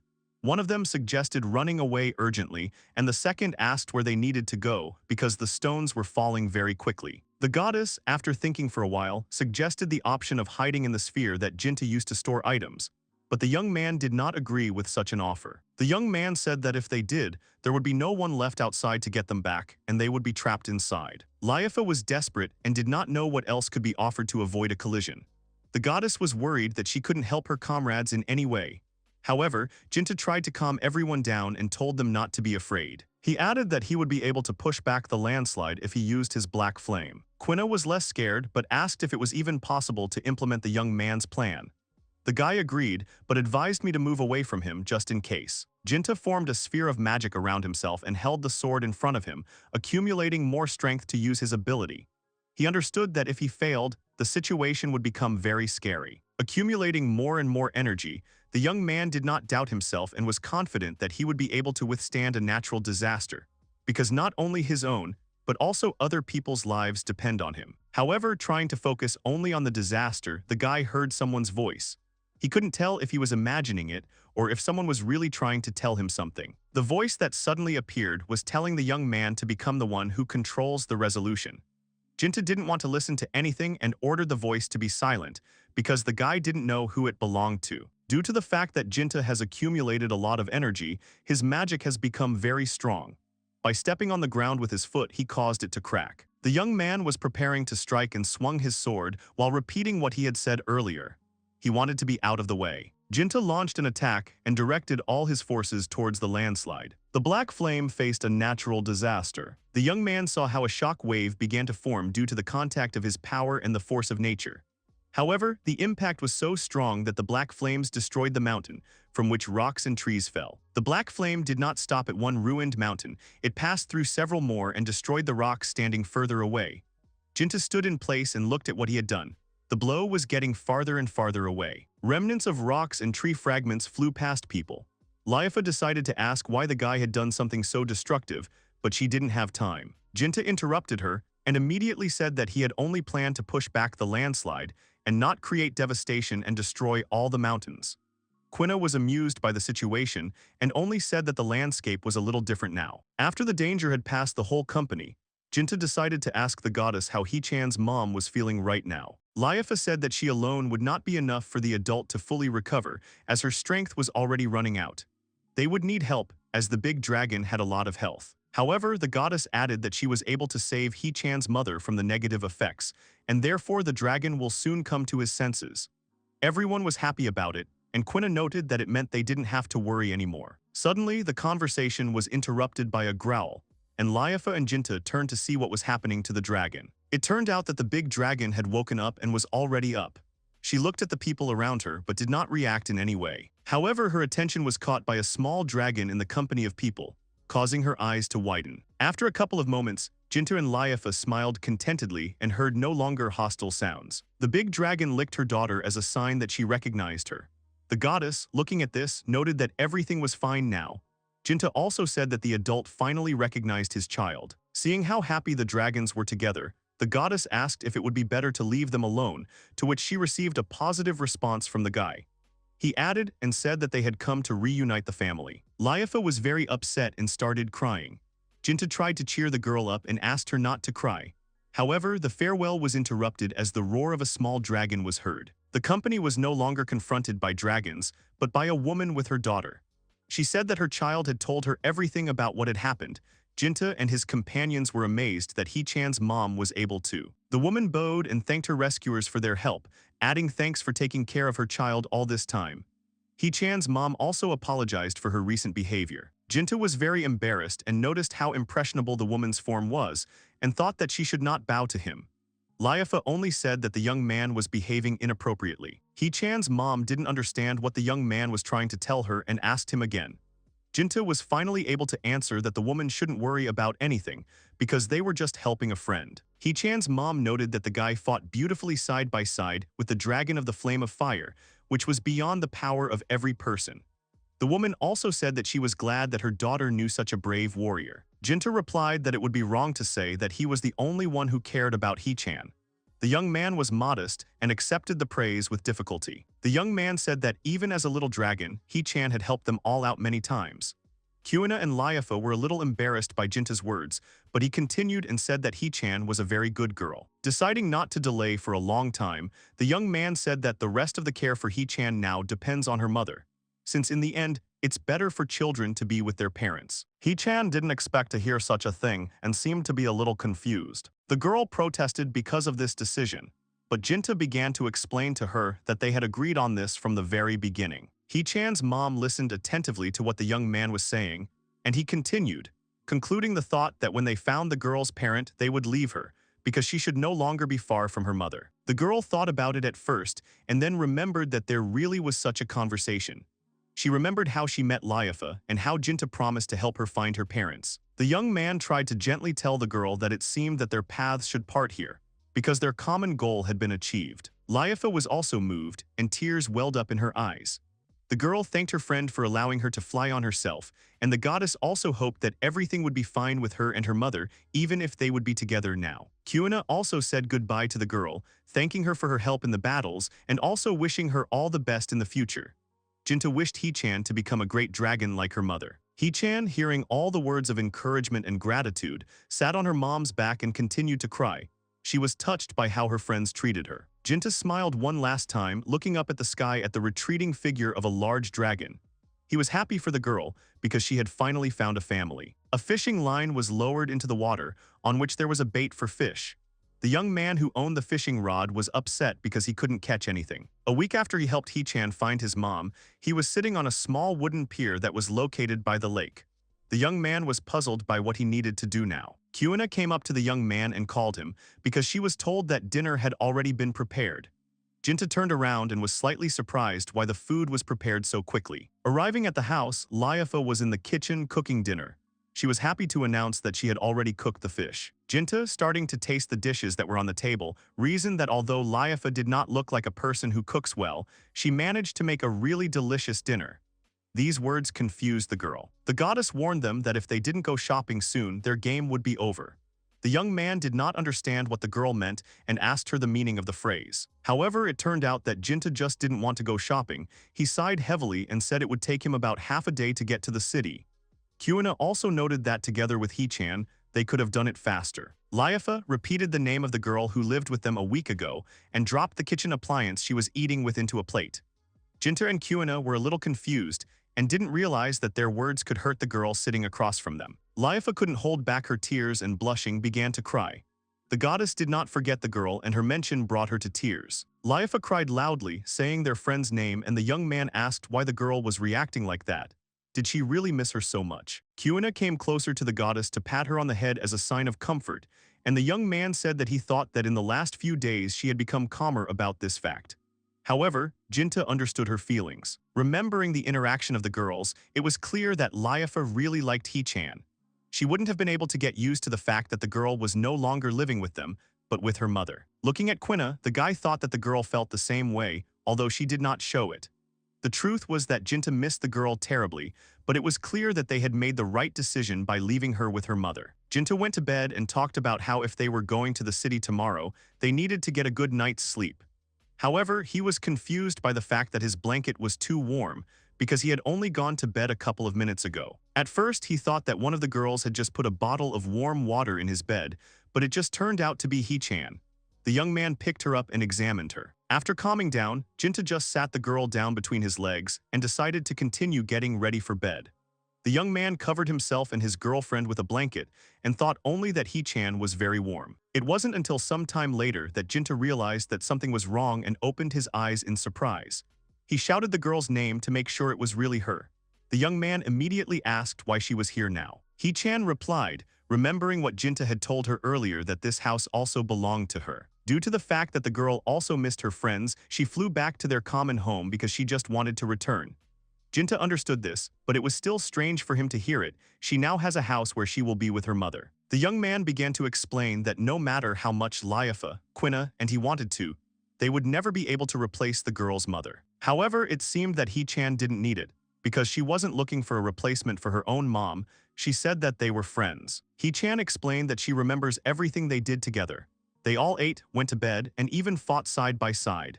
She understood that her friends were humans and she was a dragon, so her worries wouldn't let her go. The girl turned to Jinta and asked if she could stay with them, even though she was not human. The young man smiled, pleased to hear such a sweet confession. He also understood that the four of them had become very close, so he was never against having a little dragon among them. The young man agreed, which made the girl very happy. She blushed slightly and bent down to hug her friend. Finally, Kuina and Liafu came to his room. They woke up because of the noise coming from Jinta's room, and now they saw that their friend was with them again. Everyone was happy and shouted that now Hee-chan was at home, welcoming her once again, but this time after a week apart. The goddess was already lying on top of the girl, hugging her with all her might. Tears appeared on her face again, but now they were tears of happiness. Hee-chan decided to say that she is also very happy to be back at home. The girl also decided to tell her that her mother had told her that if she wanted to live with people, she should learn a lot. Meanwhile, Liafu continued to cry, and Jinta tried to calm her down. Hee-chan continued and added that this was why she had been training hard to return home to her friends. Kuina praised the girl, telling her that she had done a very good job. Hee-chan also added that her mom praised Jinta so much because she saw that he took great care of the girl. The woman also said that the young man clearly loves Hee-chan. The girl blushed a little and ended her story by saying that her mother said that eventually she and Jinta would be together, and they would have eggs from which their children would be born. The young man fell silent and didn't know what to say to that. After that, Kuina laughed and noted that Hee-chan was very brave. The young man strongly disagreed with the conclusion of the dragon's mother, and Liafu was completely horrified by what she heard. After some time, a group of 4 people gathered and set off on a new journey. They were all looking in the same direction, and Jinta decided to ask if they were definitely at the entrance to the dungeon. The place they were in looked abandoned, with broken columns and fallen trees everywhere. The young man noticed that they were able to get to this dungeon faster than he expected. Liafu was not thrilled with where they were now and asked why they had to look for goods for some kind of shop at all. Jinta replied that they had no choice. The day after Hee-chan returned home, they all decided to go shopping in the city. When they arrived at one of the buildings, they received advice from an employee of a gambling store where they often bought necessary things. The girl turned to Jinta and said that she had a suggestion for him to collect rare artifacts. If he does this, he will receive a certain reward. The employee said that now their store's catalog of awards had decreased, so the flow of visitors had stopped, and it was difficult to conduct business in such conditions. The young man, after looking around, agreed with such remarks. The young man decided to assume that perhaps this was due to the fact that he and his companions had bought everything, but received a negative response. The girl explained that a powerful explosion had recently occurred in their supplier's warehouse, which had destroyed many goods. The guy was surprised because the explosion could not happen just like that. The young man decided to ask how it happened that such a sad event happened near the warehouse. The girl replied that she only knew about the possible cause from eyewitnesses. The worker continued and said that a huge cloud of flame that flew from the mountains hit the warehouse directly. Jinta and his companions immediately guessed what kind of explosion they were talking about now. The girl looked a little worried and added that there were no people in the warehouse, so no one was injured, but none of the goods could be saved from the fire. The employee also added that at the moment the shop does not have the opportunity to hire high-ranking specialists to help, so they could only hope for the help of the young man because he was strong enough. Jinta agreed. He promised to help, which the employee of the gambling shop did not even immediately believe. Remembering why the company was now at the entrance to the dungeon, the young man said that what had happened was entirely his fault. Jinta thought that due to the fact that it was located near the city, there might not be anything left in it that could be mined, because many other people had visited the dungeon before them. Liafu tried to cheer up her friends and said that she had heard about the deepest 7th floor of this dungeon, which only meant that no one dared to go below to explore something new. Quina asked how the goddess knew this.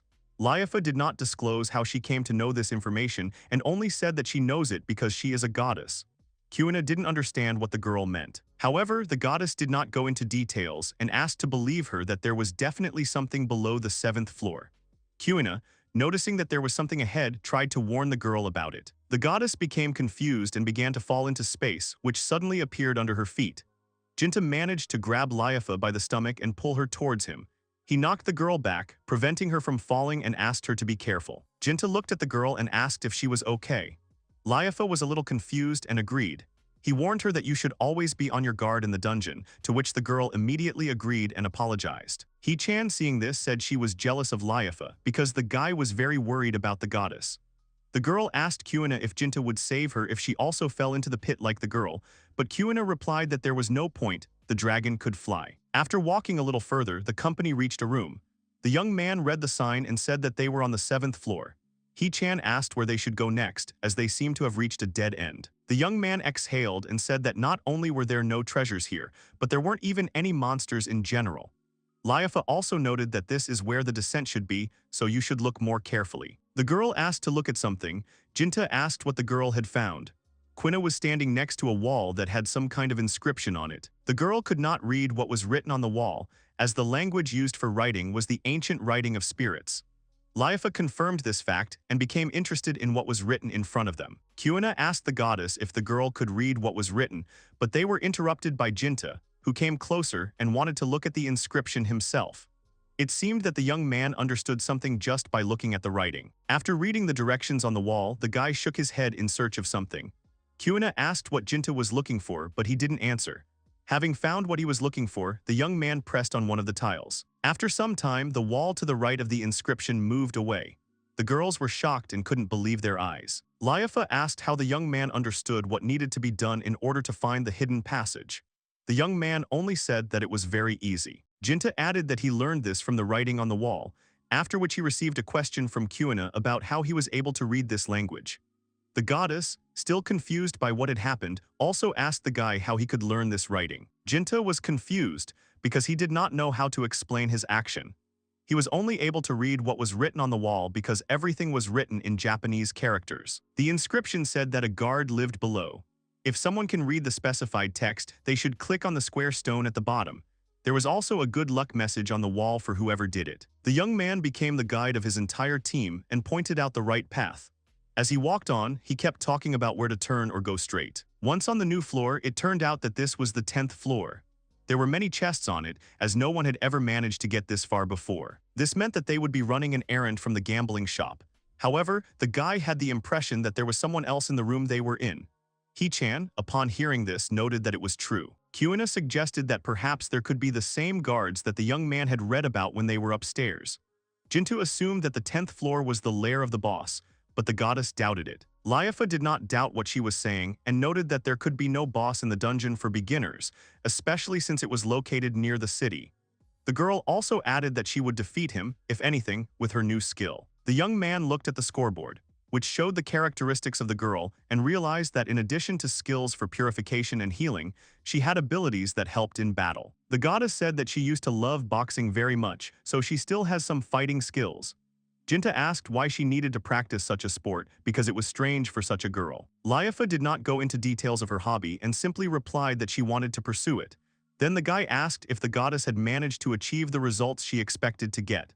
The girl was embarrassed, saying no. However, due to the ambiguity of the uttered phrase, the girl standing behind laughed a little, which embarrassed Liafu. She thought the guy was laughing at her and started hitting him. The young man was not hurt, rather amused, but asked to stop. After stopping fooling around, Liafu asked them to quickly pick up the treasures and return home before the guards they were talking about noticed and attacked them. Quina, however, shouted that it was too late. He-chan, seeing something behind the young man, asked him to turn around quickly. The young man did not understand what his companions wanted from him, but turned his head in the opposite direction. Right in front of him, and the goddess was a large stone monster that was already swinging at them to strike. The big talking lump said loudly that it needed to destroy the intruders who had entered the 10th floor. The monster was a man of few words and decided to strike at the place where Jinta and Liafu were standing. The floor immediately broke through and rocks flew in all directions.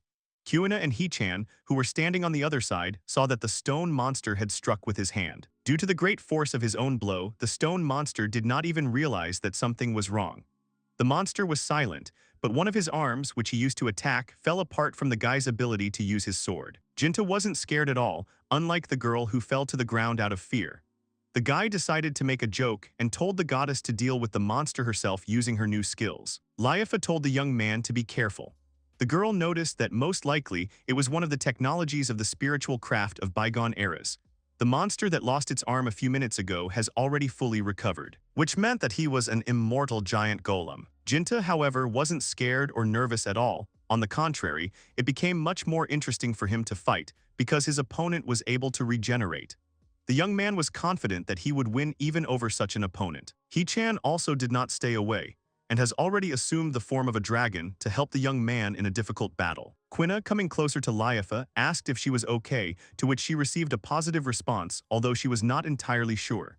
A little while later, He-chan fell down next to the girls. The girl hit herself, which almost made her cry. Liafu immediately approached the girl and began to heal her with her staff.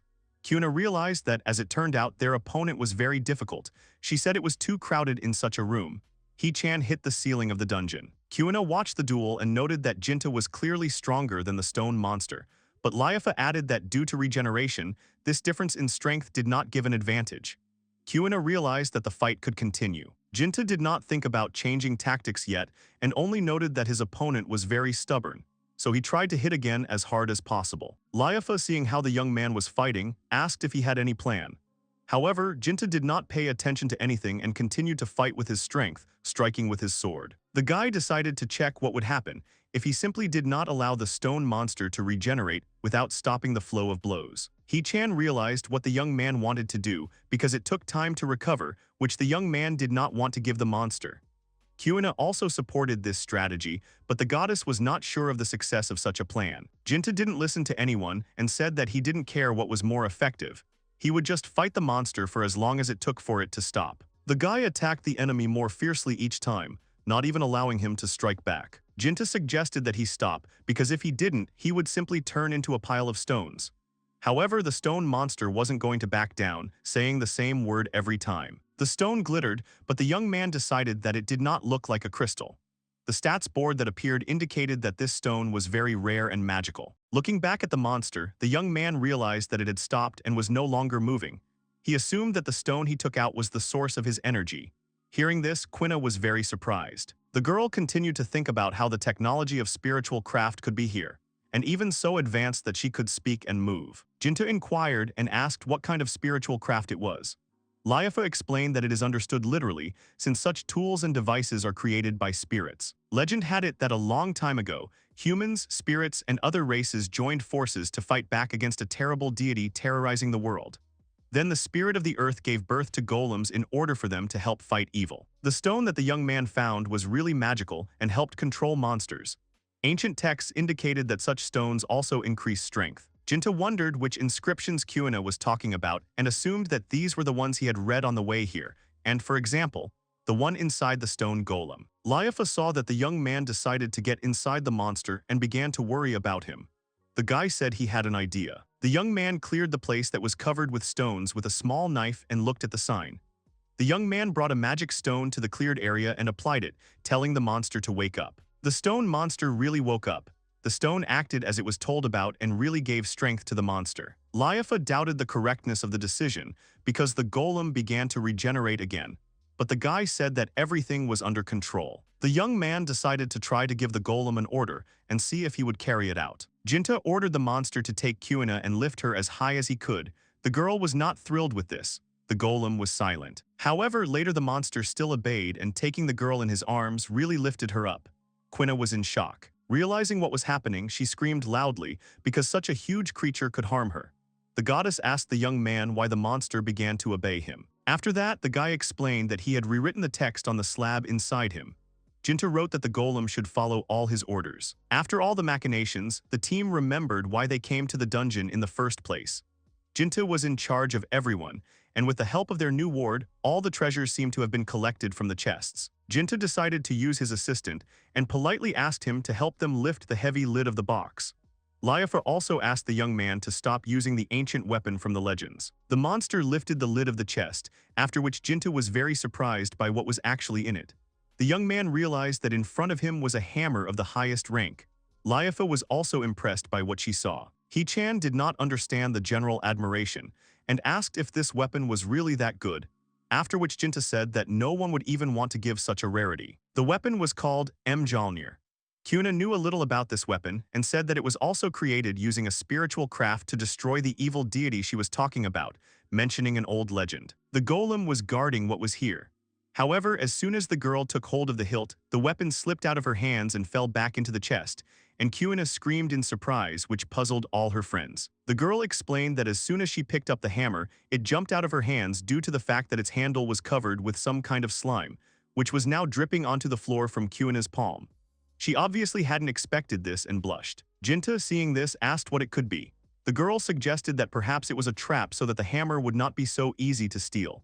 Liafu screamed in surprise as Kuina decided to wipe her hand on her. He-chan saw that there were some inscriptions not far from them again and showed them to the young man. Jinta looked and realized that the text was written in the same language as before. The guy read that the weapon will go to the one who defeats the golem. It was also written there that Mjalnir has a mighty power, so it is not so easy to pick up. The inscription also said that if an unworthy mortal person touches it, to the hammer, streams of a white gel-like substance will flow from the tip of its handle. Jinta thought that this was more like a bad action. It was further written that the Great Spirit hoped that this instrument would be in the hands of a selfless person. However, Liafu thought that the spirit itself was hardly as selfless as the owner of the hammer wanted it to be. The young man decided that since this weapon was so rare, he definitely needed to take it with him.